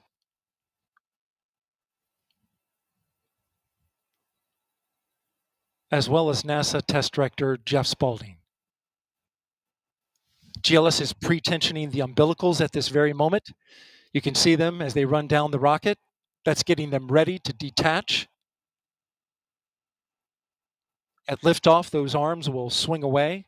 We'll let go of the rocket in a clockwise direction.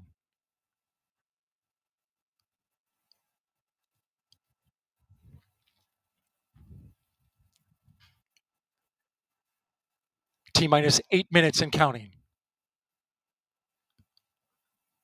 The GLS is performing up to 100 commands per second, including configuring ground systems for power transfer to the rocket. GLS is turning on cameras, recording video inside and outside the crew module to collect data for engineers. Purging the aft skirt booster with high flow nitrogen. Clear out any hydrogen gas that may be there.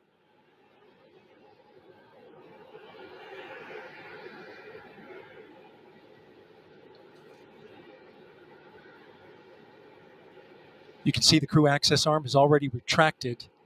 When there is crew during Artemis 2, it would happen at T-minus 6 minutes. But out of abundance of caution, they went ahead and retracted the arm well ahead of liftoff. I want to point your attention to the base of the mobile launcher. If something wasn't done to reduce the power from the pressure caused by the rocket's ignition and thunderous sound, it could damage the rocket. So the ignition overpressure and sound suppression system will flood the mobile launcher with water. You'll see that sequence start at T-minus 17 seconds. Now coming up in less than 30 seconds, the ground launch sequencer will start bringing the high energy systems online, starting with core stage pressurization.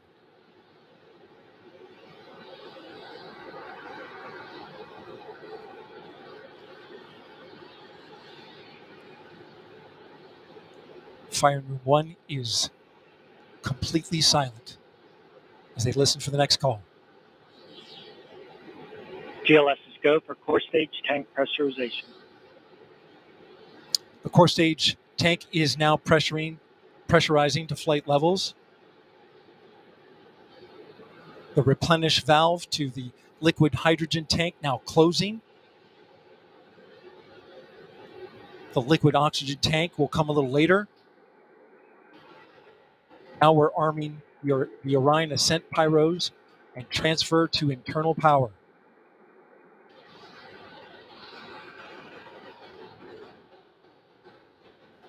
Launch abort system or LAS jettison motor is now armed. On this flight, the abort motor is inactive because there is no crew on board. Up next is the Flight Termination System, or FTS, which gives the Space Force the ability to destruct the rocket if it goes in the wrong direction. Let's listen in for that.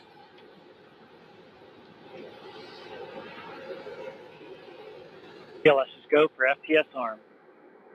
Flight Termination System is now armed. Coming up at 4 minutes and 40 seconds, a big moment. This is where the RS-25 engines and their bleed go to high flow. It's been a little tricky to dial in. GLS is go for LH2 high flow bleed check.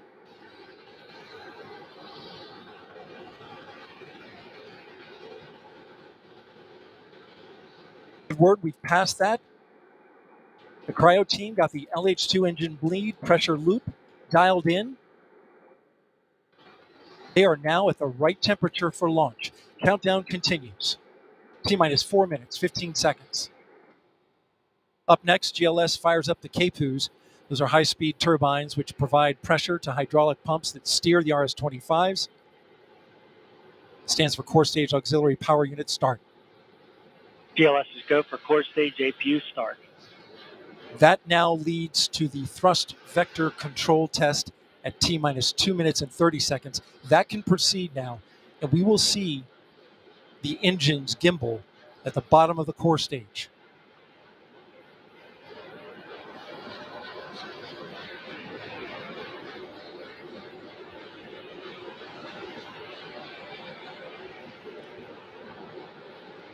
At T-minus 3 minutes and 10 seconds, you will hear the go for purge sequence 4. That's a helium purge of the 4 core stage engines downstream of the propellant valve, getting the air and moisture out.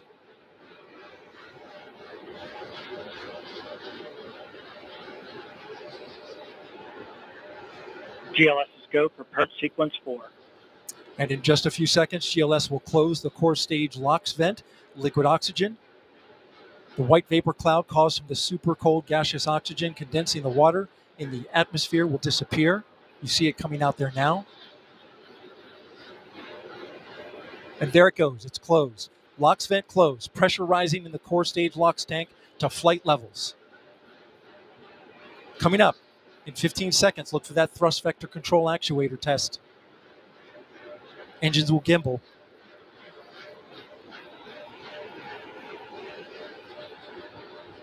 And there they go. The 4 core stage RS-25 engines gimbaling around, testing the ability to steer the rocket into space. They will operate at 109% performance. Each RS-25 throwing down 500,000 pounds of thrust. All 4, 2 million pounds. All together with the boosters, 8.8 million pounds of thrust. GLS is for upper stage to internal power. Now the upper stage has gone to internal power. So power is removed from the rocket's upper stage, the ICPS, and it's been switched to battery power. The same milestone is coming up for the core stage at T-minus 1 minute and 30 seconds.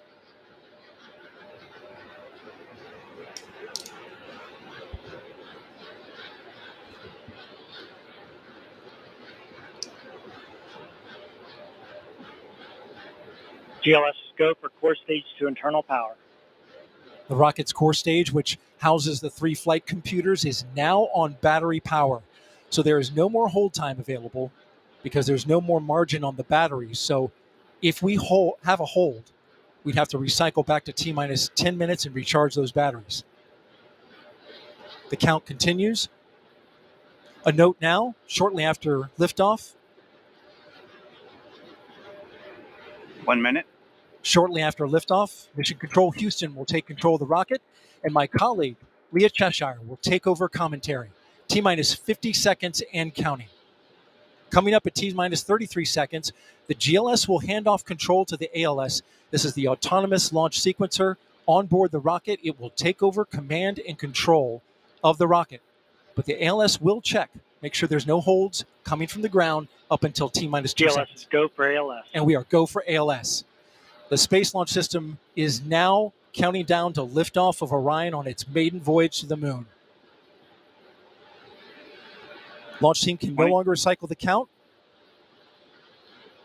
Sound suppressor water now flowing 15. under the ML. And here we go. 10. Hydrogen GLS burn-off go for core igniters stage engine initiated. start. 7, 6, 5. Core stage engine start. 3, 2, 1. Boosters in ignition. And liftoff of Artemis 1. We rise together back to the moon and beyond.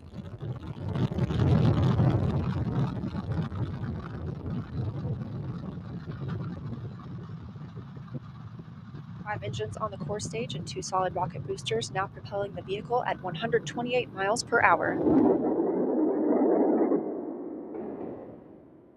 Very good control on the roll from teams in Mission Control Houston. All good calls so far. Now 30 seconds into the flight of Artemis 1. First milestone will be for the vehicle to pass through max Q at about 1 minute and 9 seconds into launch. This is the greatest period of atmospheric force on the rocket.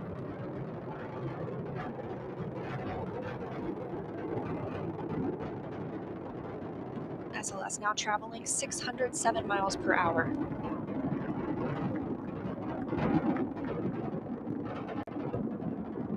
You're looking at 8.8 million pounds of maximum thrust. Quiet here in the loops in Mission Control. The 4 core stage engines are throttling down ahead of passing through max Q.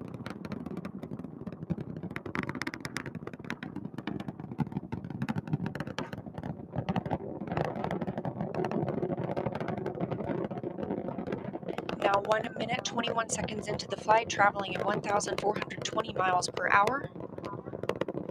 The 4 core stage engines are back at maximum thrust. The next major milestone will be for the solid rocket boosters to cut off and jettison at about 2 minutes and 11 seconds into the flight, so about 30 seconds from now. Again, quiet here in Mission Control Houston as teams continue monitoring the flight of Artemis 1. We're now 16 miles downrange from the launch pad at Kennedy Space Center, traveling over 2,800 miles per hour.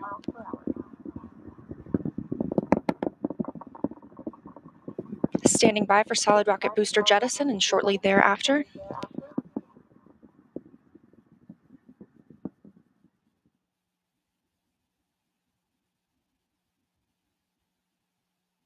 Confirmation that the solid rocket boosters have separated these 177-foot boosters.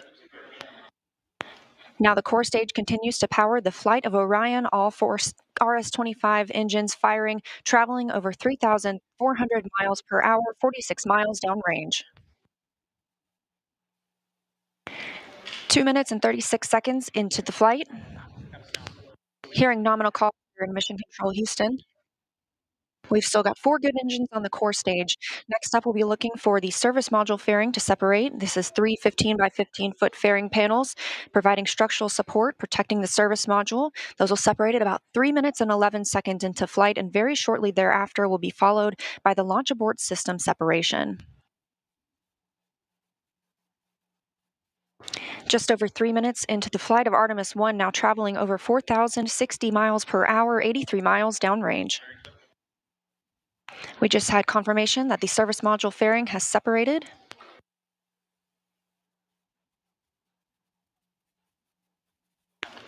And that the launch abort system pyros have fired, separating those from Orion as well. For future crew members,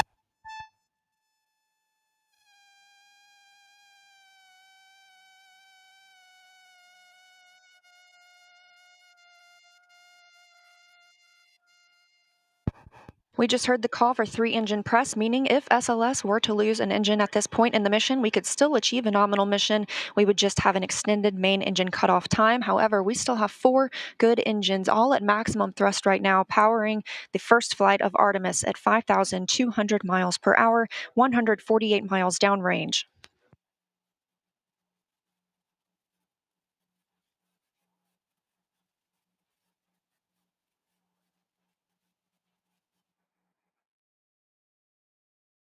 We're 4 minutes and 16 seconds into the flight of Artemis 1.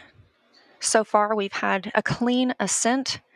We saw those solid rocket boosters jettison about 2 minutes and 11 seconds after liftoff. Shortly after, we had the service module panels, fairings separate, as well as the launch abort system. The launch abort system was inert for this flight, except to perform this separation. Those 4 core stage engines will continue to fire and power the flight of Artemis 1, now traveling over 6,800 miles per hour, 229 miles downrange. Booster flight controller reports that the engines are looking good.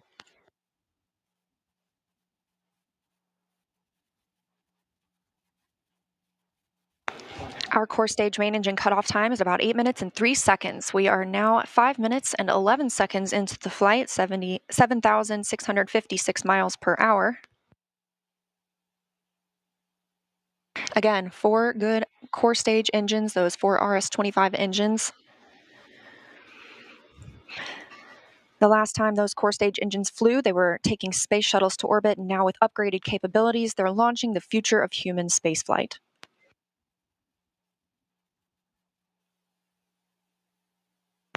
Five minutes, 42 seconds into the mission, we are now traveling 8,800 miles per hour, 345 miles downrange from the launch pad at Kennedy Space Center.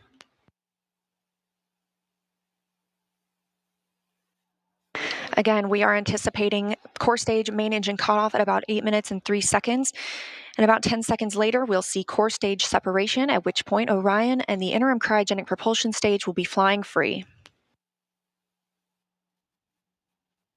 Now traveling over 10,000 miles per hour, 6 minutes and 15 seconds into the flight of Artemis 1, 427 miles downrange. Quiet here on the loops in Mission Control Houston. Teams continue to monitor this first flight.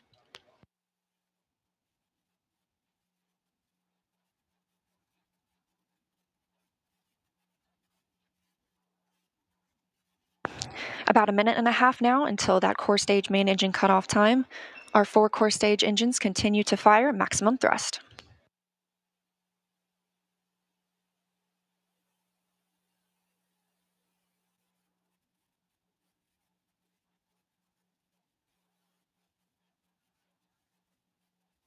Coming up on 7 minutes since launch today, now traveling over 12,800 miles per hour, 563 miles downrange. Again, still quiet here in Mission Control Houston.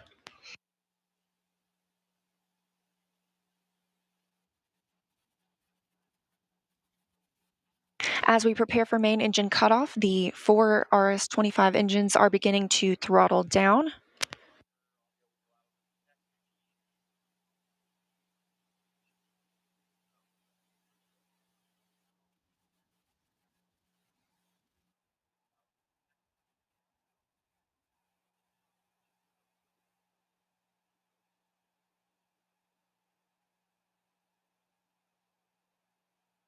"30 seconds now until core stage main engine cutoff. All 4 engines continue to throttle down.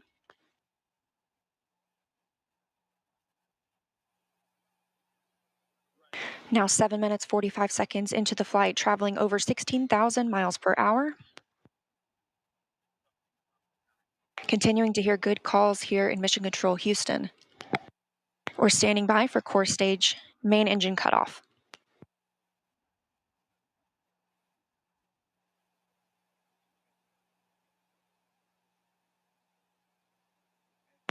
And we have confirmation of core stage main engine cutoff. Orion is now in Earth's orbit. The flight dynamics officer reports that we have a nominal main engine cutoff. And we just heard the call for core stage separation. That means Orion and the interim cryogenic propulsion stage are now flying free from the core stage of the Space Launch System. The next milestone will be solar array deploy approximately 18 minutes after liftoff. But before Orion stretches its wings, let's check back in with our friends at Kennedy Space Center and hear all about what it was like to hear the rocket roar off the launch pad. Megan and Kayla, I've got to hear all about it. Well, if you're just joining us, welcome to NASA's Kennedy Space Center, where we just watched Artemis 1 launch, our first step towards our next adventure into deep space. As Leah said, I'm NASA's Megan Cruz, and this is NASA astronaut Kayla Barron. And I'm kind of still giddy and speechless. I don't even know how to explain how I'm feeling right now. I feel the same way. This is the first launch that I've been able to watch in person.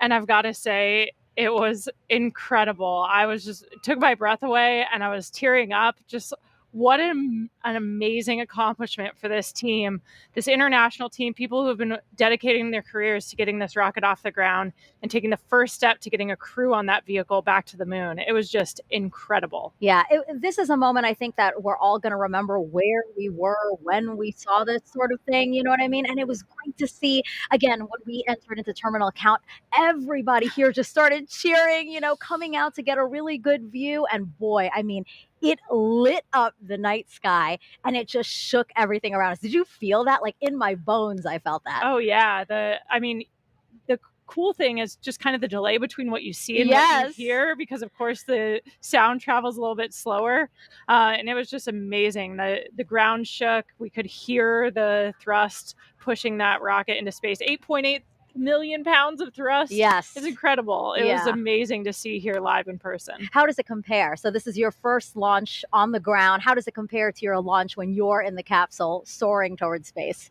I mean, equally emotional, I think. Yeah. We train for everything, and so when we're in that capsule waiting for launch, we're just running our procedures. You could almost, trick us and say that we were in the simulator and it wasn't real, but like in that moment of liftoff, when the thrust builds underneath you, like we saw it today, it's just hard not to be overwhelmed by the emotional experience, the excitement, the joy of that moment. It's incredible. Yeah, I think we can't say it enough.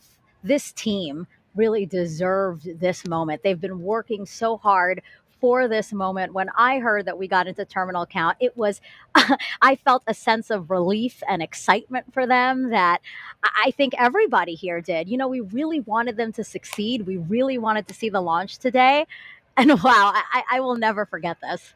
Me neither. It was an incredible experience to be here and see that happen. Yeah. Was there anything that was particularly surprising to you? Again, this is your first launch. You know, what were you expecting?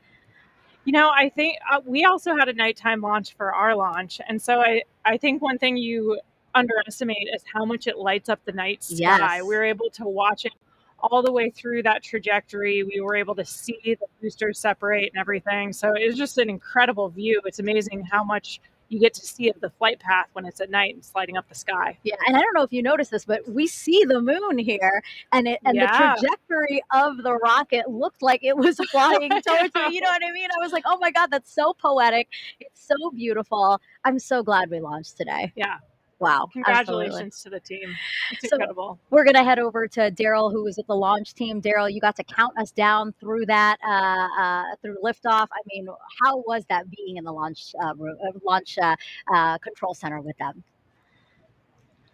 Well, Megan, it was something else. I got to tell you, you're looking live inside the firing room where Charlie Blackwell Thompson is about to address her team after a whole lot of hard work and preparation to get to this moment. Let's stand by and listen to her now. Comm check. But you can't hear it in the room. Can you guys hear me? No.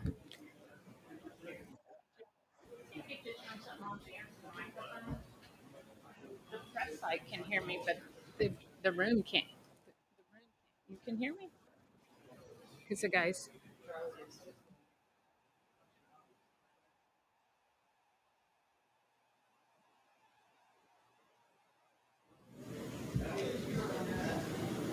I don't know what he's telling me to do.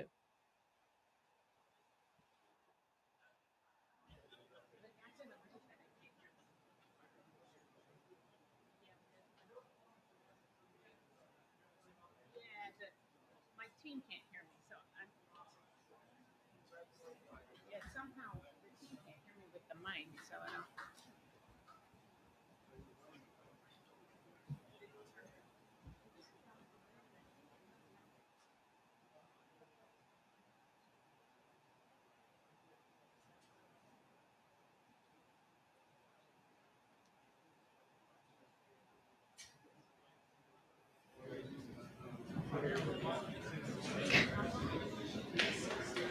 He's here.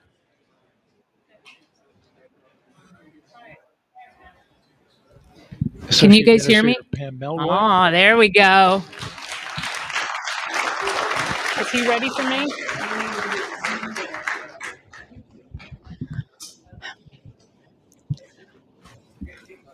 Well, for once, I might be speechless. So you guys know I have talked a lot about appreciating the moment that you're in, and we have worked hard as a team. You guys have worked hard as a team for this moment. This is your moment.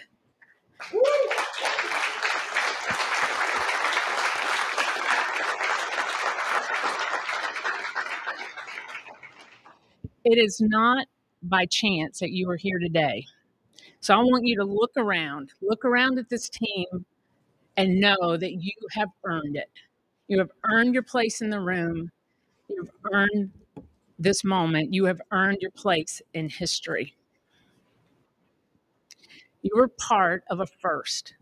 Doesn't come along very often. Once in a career, maybe. But we are all part of something incredibly special, the first launch of Artemis.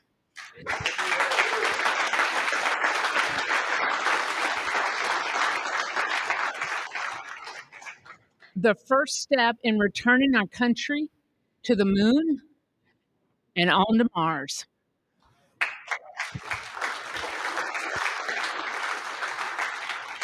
What you have done today will inspire generations to come. So thank you. Thank you for your resilience. You know, I said at the pre-test briefing, the harder the climb, the better the view. We showed the Space Coast tonight. What a beautiful view it is. So congratulations.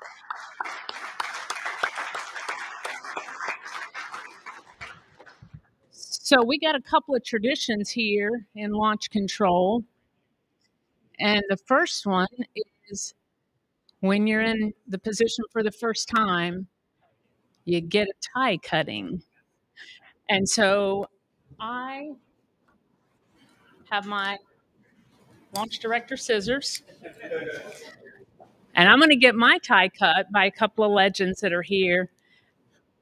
And then anyone who wants their tie cut will be making the rounds in the firing room. You got your console chiefs. If they want to do it, that's fine. If you want me to do it, you might have to wait a little while, but I'll stay all night if I have to. It'll be my pleasure to cut ties.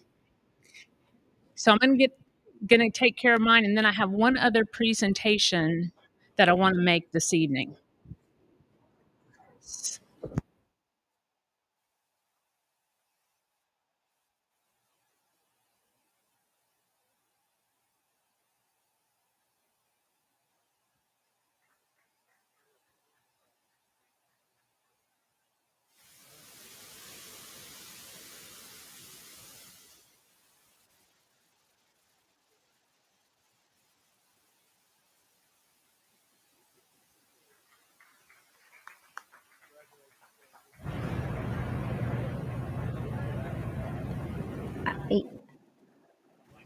This is Charlie Blackwell Thompson, Artemis 1 launch director. She just got her tie cut.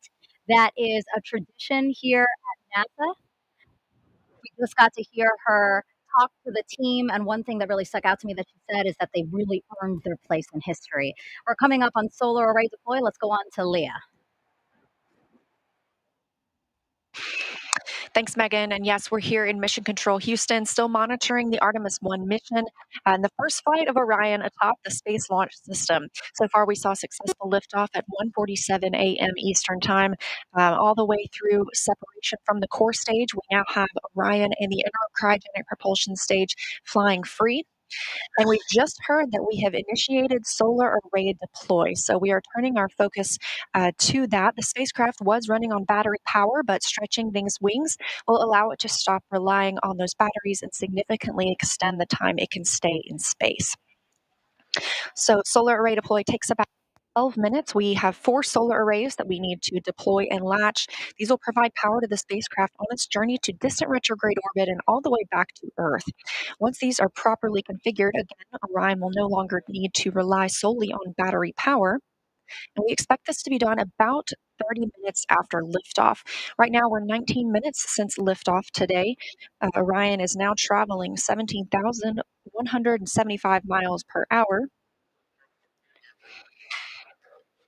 We're continuing to hear good calls here in Mission Control Houston from the flight controllers monitoring the mission. A little bit about these solar arrays as we wait. Again, we heard the call that the deploy has been initiated. We'll hear a little bit more about that once they start to unfold. These 4 solar arrays generate 11 kilowatts of power, which is enough electricity to power 2 3-bedroom houses, and they have a wingspan of 63 feet.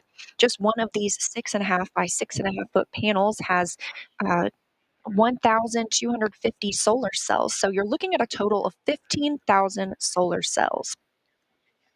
Now, we just heard the call that all 4 solar arrays have been released. So we initially heard the initiation call. That command had been sent. Now those 4 solar arrays are released. Again, this is about a 12-minute process.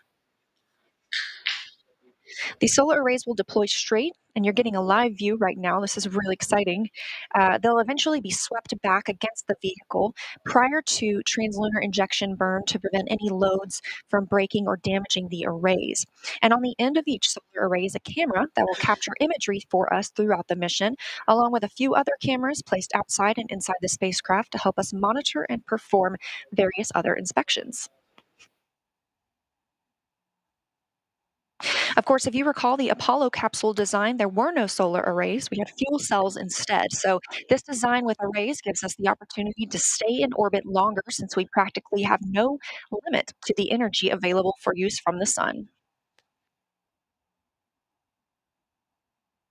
Coming up on 21 minutes since liftoff. Orion is attached to the interim cryogenic propulsion stage. You can see those 4 solar arrays unfolding now. And again, Artemis 1 is a flight test that's paving the way for a sustainable presence at the moon. Looking forward to the future, Gateway will be our space station in lunar orbit. And we have some similarities and differences in the solar arrays unfolding right now on Orion and those that'll be on Gateway. So like we're seeing now, these are deploying autonomously. The Gateway solar arrays will as well. And while these generate those 11 kilowatts of power, the 2 rollout solar arrays, or ROSAs, on Gateway will generate 60 kilowatts of power. That ROSA design is currently being tested aboard the space station. We have 2 new ones installed and a spacewalk conducted earlier today, preparing for another set.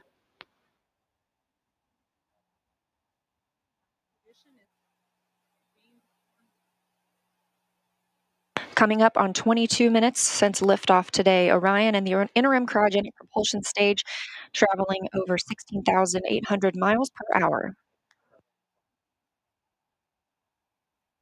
The solar arrays deploying now are part of the European Service Module. It's comprised of 20,000 parts and components. The Service Module was developed as part of an agreement between NASA and the European Space Agency, or ESA. This is the first time NASA is using a European-built system as a critical element to power an American spacecraft.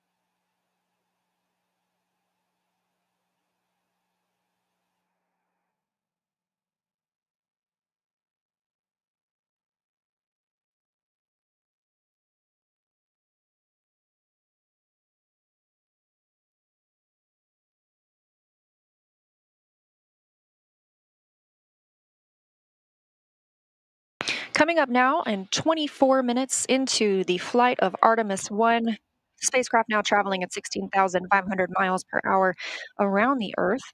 We are in solar array deploy, and we have confirmation all 4 arrays are deployed.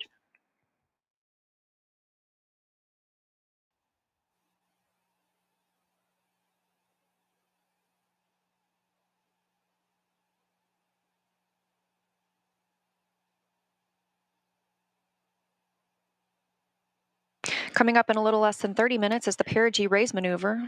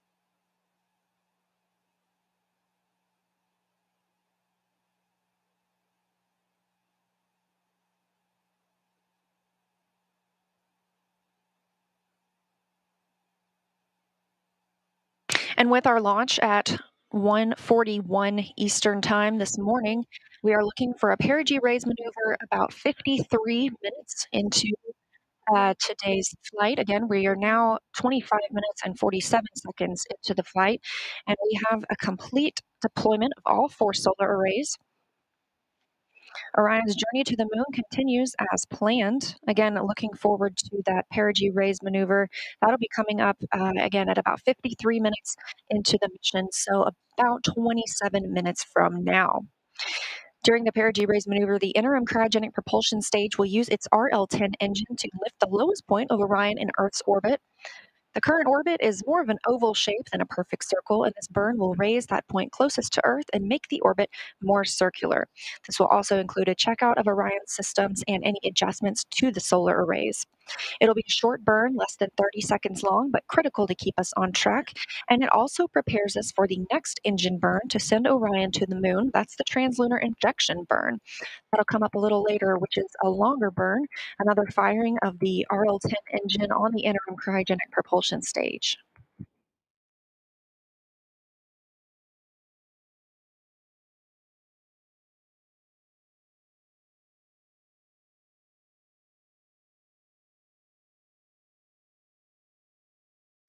We caught a glimpse there of those solar arrays, and with all 4 solar arrays properly deployed, Orion's journey to the moon continues.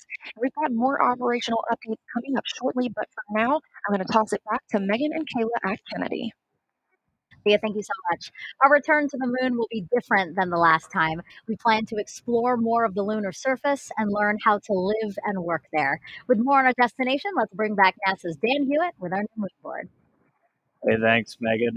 I got to be honest, we ran outside to catch it. I'm still shaking a little bit.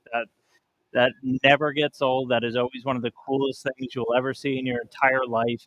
And that rocket was massive and loud and just so cool. All right, the moon.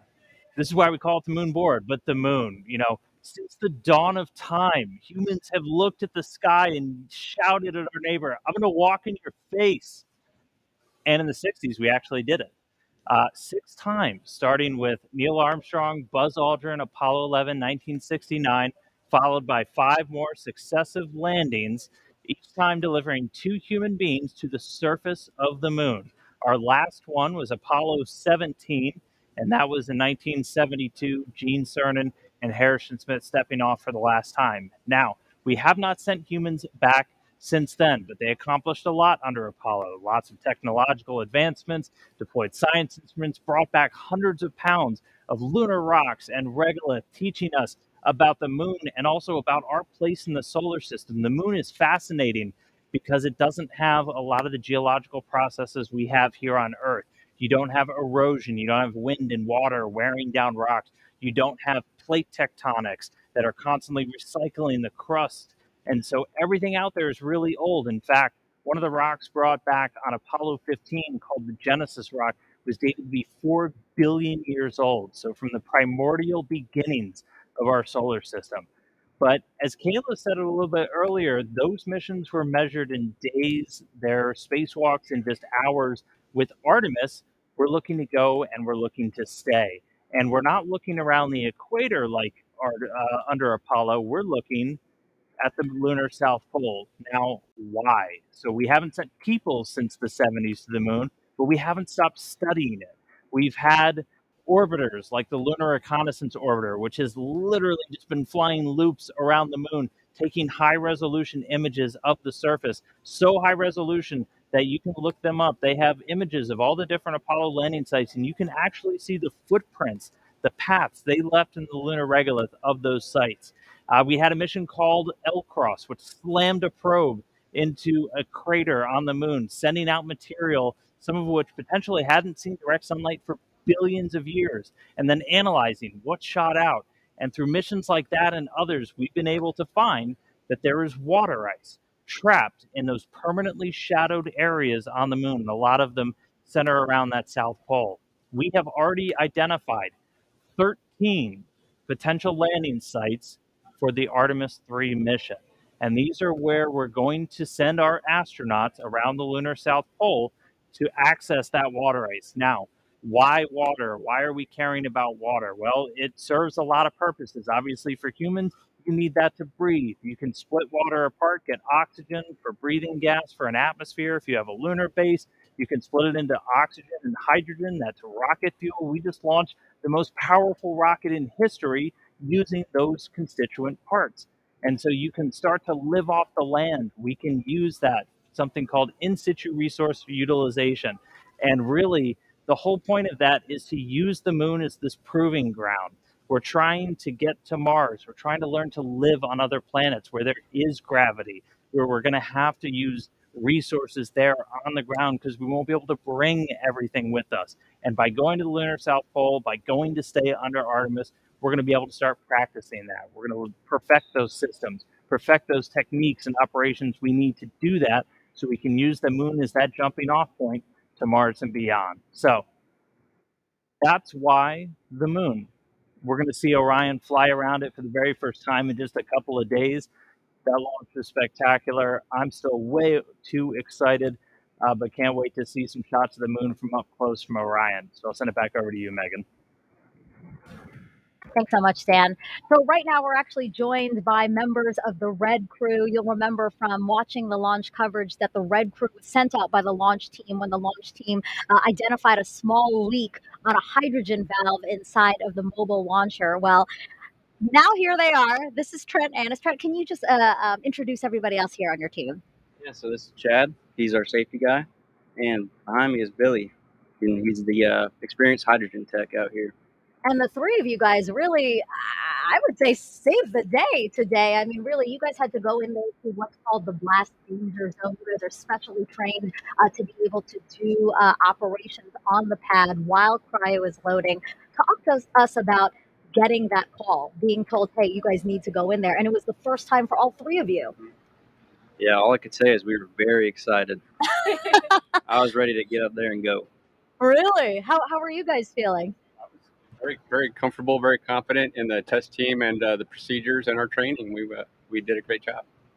Walk us. Oh, sorry. Go ahead. How gratifying it must be for you guys because you train for this eventuality, but don't always get to do it. Billy was saying that he's been a Red Crew team member for 37 years, and this is the first time he's been called to go into the blast danger zone. So I know for us, when we're training for all of these eventualities, whether it's a spacewalk or robotics operations, you really want to put that training into practice. How do you guys feel like it went today? Amazing. I still can't believe it. It's surreal to me. It's insane. Yeah, kind of walk us through what you were thinking. So you get there and what, is it just like game time and you're really focused, or, how are you feeling? Yeah, I'd say we were very focused on what was happening up there, just making sure we knew what was happening. As the rocket's, it's alive, it's creaking, it's making venting noises, it's pretty scary. So on zero deck, my heart was pumping, my nerves were going, but yeah, we showed up today. I think as soon as we walked up the stairs, we were ready to rock and roll. And they were telling us a bit about it while you were working on it. You guys were actually just torquing down the valve to prevent or reduce the leak rate or stop the leak. Is that right? That's right. Just the packing gland. It was a little loose, so went up there and tightened her up. You're probably still like in this, oh my gosh moment, like all of us are. Has it actually hit you, like the role you played today in making Artemis 1 launch? I still can't believe it. Like, it's, like I said, it's surreal and just amazing. I don't know about you guys, but They're nodding along behind you for sure. Anything you want to say to the launch team? Again, this is a big day for the launch team, for you guys, NASA, but really the whole world. I mean, this is a historic launch that I think we'll all remember. Really. we had a lot of people here helping us out, a lot of teams, fire room. I'm sure that was hectic. And, NASA, Boeing, all the other companies did a great job, and we're glad to be part of it. One thing I always like to say is spaceflight is a team sport, and I think you guys perfectly demonstrated that today, right? Like, none of us could accomplish this on our own. It takes a really complex team. Nobody can be an expert in all of the systems, all the technology, all the workarounds we might have to do to get a rocket off the pad. So thank you for the role you played in that team today. It's awesome. Thank you. Yeah, thank you so much, guys. I appreciate you coming by to talk with us. All right, it's now been about 35 minutes since liftoff of Artemis 1. Orion and ICPS are now free flying, so let's head back to Leah again to talk about how the journey is going so far. Thanks, Megan. And it has been a pretty smooth ride so far. And we are now, again, like you mentioned, coming up on 36 minutes since launch. That puts us about 17 minutes into until the perigee raise maneuver. That's going to be the maneuver that lifts the lowest point of Orion's orbit around the Earth and puts us where we need to be ahead of the translunar injection burn. The translunar injection burn is that really long burn that we're going to need to send us on to the moon. So we've been treated to some exciting views from the spacecraft today, including, and we hope to see some from inside the cabin, but we expect to continue receiving photo updates throughout the mission. It takes a team, though, to bring the imagery of Orion down to Earth, so let's meet them. The imagery that we're collecting on Artemis 1 and the mission itself is preparing to carry humans to the moon. The Orion imagery team is going to be monitoring every aspect of visual spacecraft performance for the entire duration of the mission. First time that we're going to be live streaming digital video from its spacecraft back down to the Earth from the vicinity of the moon. That's never been done before. What we'll be transmitting live streaming will be lower resolution or compressed because we have to fit it into a thinner pipe, if you will. Every one of these cameras is in its position where it is and it's configured the way it is for a very specific reason. We're going to be monitoring anything that we can see with the cameras for spacecraft performance. The imagery teams at NASA are composed of dozens and dozens of very highly trained, very specialized people, engineers, technicians, analysts. If we can see it, we're going to try and keep an eye on it. Imagery has been invaluable throughout the history of NASA. We flew cameras on Mercury, Gemini, Apollo, all of that stuff that we saw with the astronauts around the moon. It helps us detect the unknown unknowns. It allows us to see things that we didn't anticipate happening before. So when we do fly people on Artemis 2, we can have a high confidence that everything's working the way it should.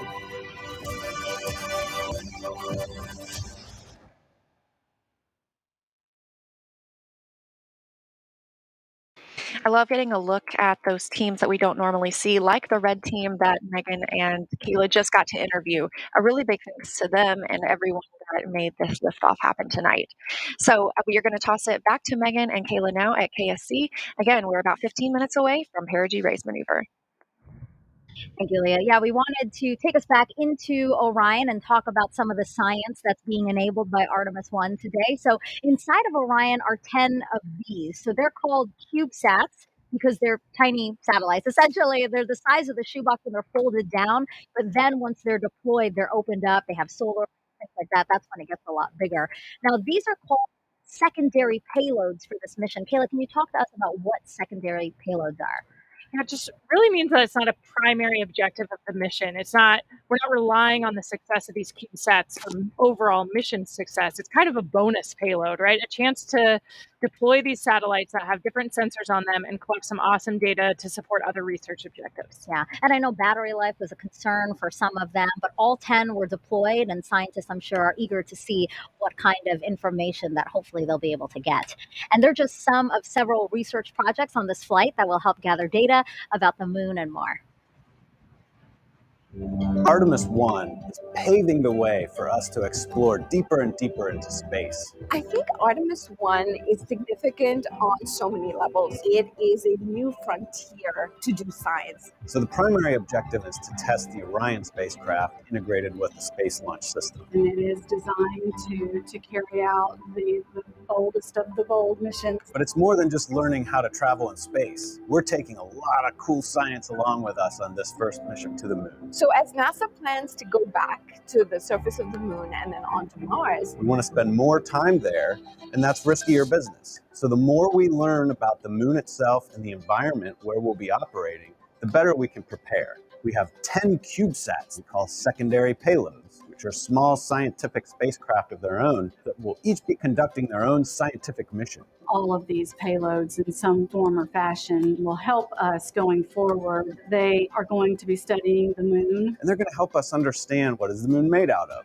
what types of rocks, what types of regolith, what types of ice, what's mixed in with water that might be present. One of them actually is going to attempt to land on the moon. They're going to be studying the sun. Understanding and studying the space environment or the space weather. Some different propulsion systems. These novel ideas will ultimately turn into the technology and the systems that we want to use going forward. There's a lot of cool things going on between all these CubeSats that make up our secondary payloads. Additionally, inside the Orion, we'll be flying an experiment to study space biology. Space biology is where we study the underlying changes that Earth-based biological systems undergo when they're in space. Or basically, how does life respond to the space environment? The level of ionizing radiation that you experience when you go beyond the Van Allen belt, so you go beyond the protective magnetic sphere that we have around us, you then get exposed to higher levels of ionizing radiation. So we are flying several space biology experiments. We will take a series of materials, plant seeds, fungi, the yeast cells,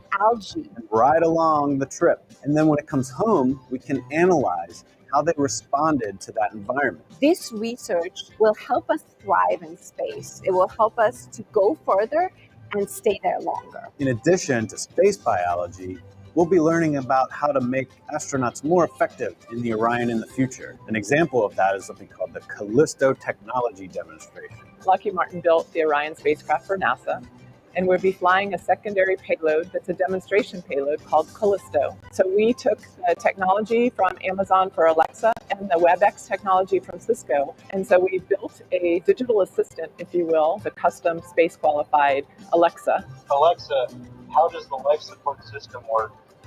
Orion's life support system is the environmental control and life support system orifice. And so this payload is a demonstration mission to show how astronauts in the future could use this technology as an innovative user interface. So there you have it. I hope you agree with me. This is exciting. I am just over the moon excited for the Artemis 1 launch. The science we'll conduct on Artemis 1 lays the groundwork to ensure that we can safely conduct scientific activities at the moon with our astronauts going forward.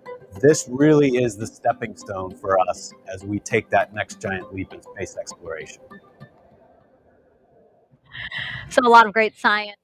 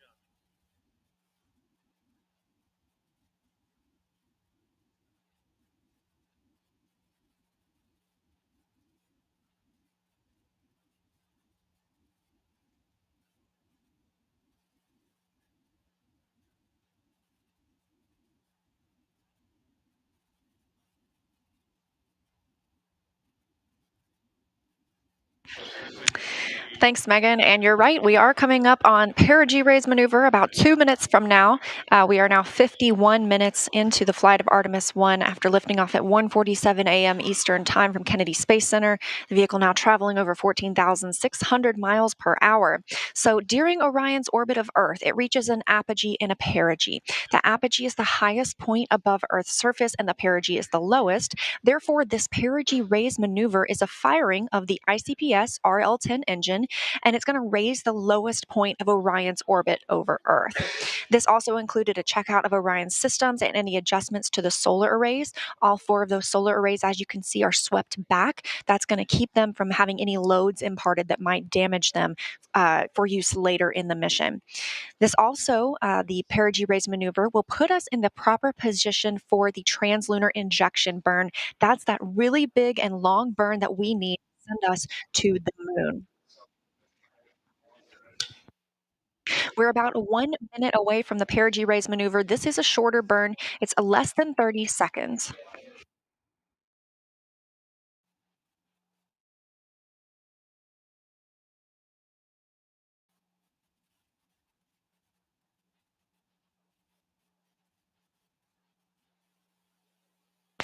About 45 seconds until the perigee raise maneuver.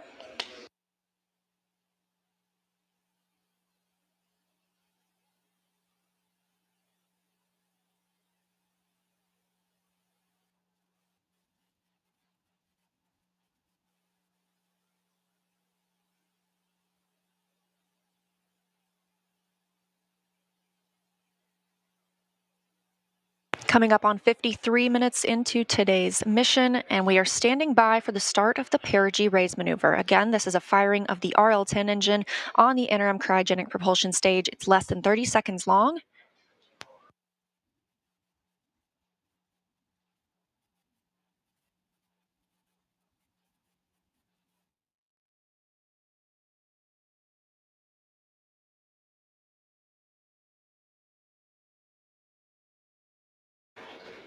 And we have confirmation of perigee raise maneuver ignition and full thrust.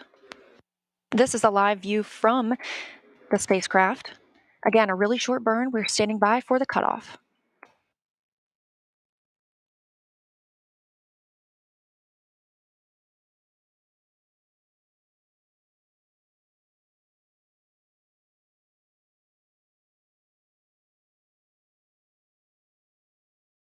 And we have confirmation of perigee raise maneuver cutoff. Flight Dynamics Officer reporting on the loops here in Mission Control Houston that it was a good burn. We are now 54 minutes into the flight, Orion traveling 14,700 miles per hour, and that was the perigee raise maneuver, lifting the lowest part of Orion's orbit around the Earth and putting us right where we want to be for the translunar injection burn. We're looking for that translunar injection burn to happen about 1 hour and 26 minutes after launch, so about 30 minutes from now. That'll be that long burn that helps us break free from the pull of Earth's gravity and commits the spacecraft to a lunar trajectory. So with successful completion of the perigee raise maneuver, I'm going to toss it back to Megan at KSC. No, keep it.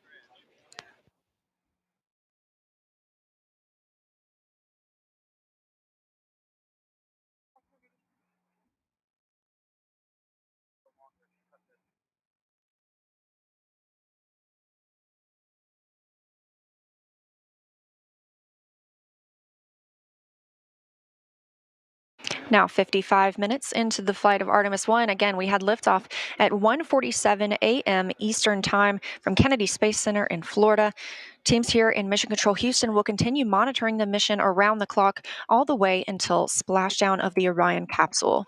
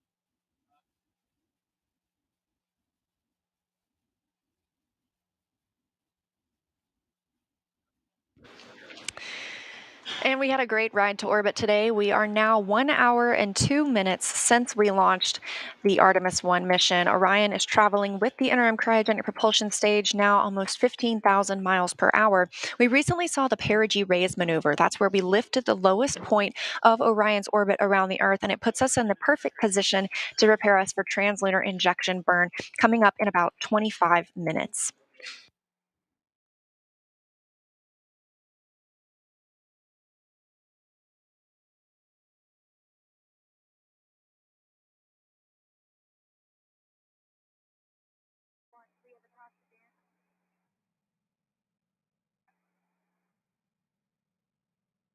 So again, we are looking forward to that translunar injection burn. That's what it's going to commit us to our journey to the moon. And to tell us a little bit more about the translunar injection burn, we've got Dan Hewitt standing by to show us on the moon board how it's all going to go down.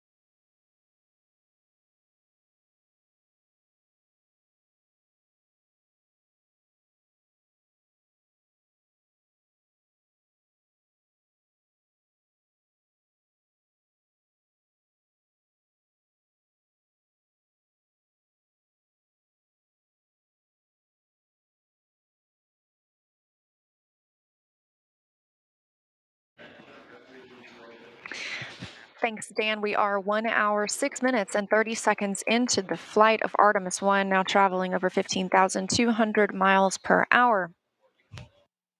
Again, we've recently had the perigee raise maneuver, and in less than 20 minutes now, we'll be looking for the translunar injection burn that Dan just showcased that's going to send us to the moon. But our mission started off with an epic show from the Space Launch System.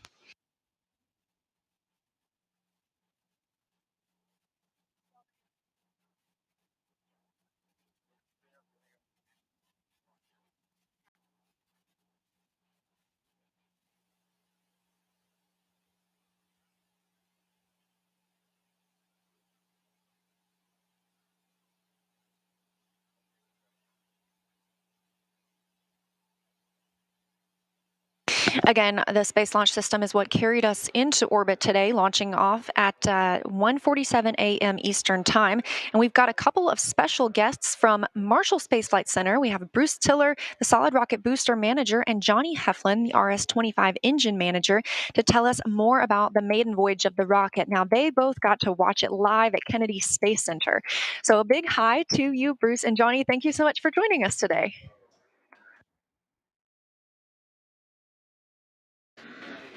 And can you tell me a little bit about SLS performance today? Did it perform as you expected?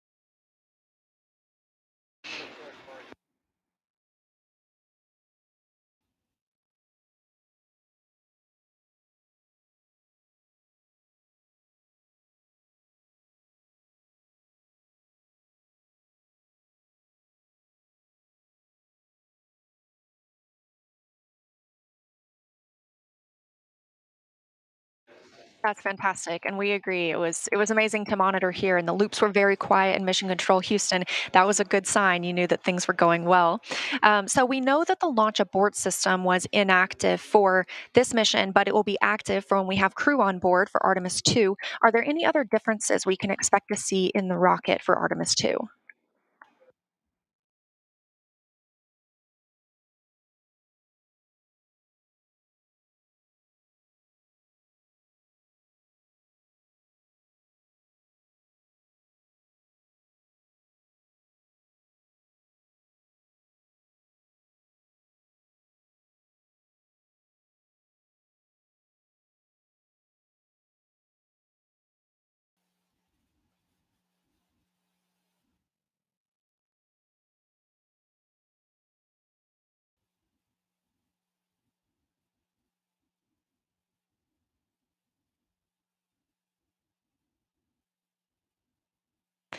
Then I'm glad it all went so well. And so after you get that data back from today, what's next for your team?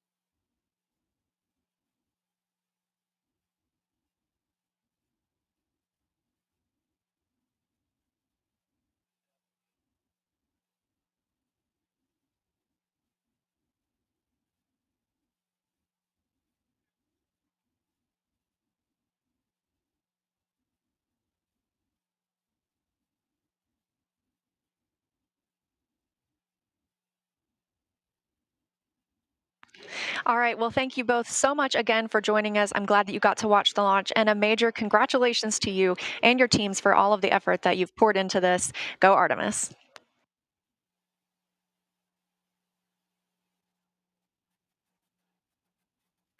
All right, and we are now 1 hour and 12 minutes into the flight of Artemis 1. We are traveling at orbital velocity. Again, Orion is currently attached to the interim cryogenic propulsion stage, which recently performed the perigee raise maneuver. And we are standing by for translunar injection burn, now less than 15 minutes away. It's going to be about an 18-minute burn that will commit us to the moon. Part of the Artemis program's goal is to inspire the next generation of dreamers and explorers. So we want to show you what students are doing right now to bring the Artemis missions to life.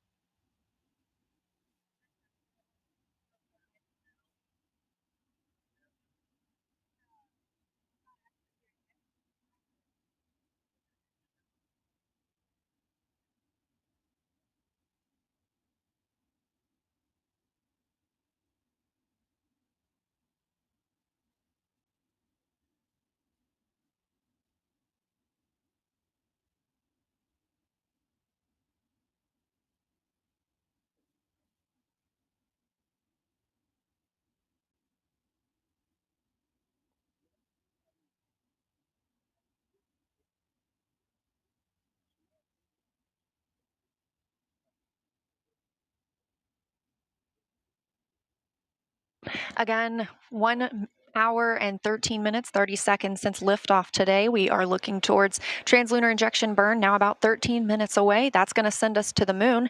But did you know that you were invited to fly on the first Artemis mission too? Earlier this year, NASA asked the public to create a pass to virtually board Orion. Anyone who signed up got to include their name on a flash drive. I know my name is on there, and that flash drive is on Orion right now for its journey around the moon. It has more than 3.3 million names.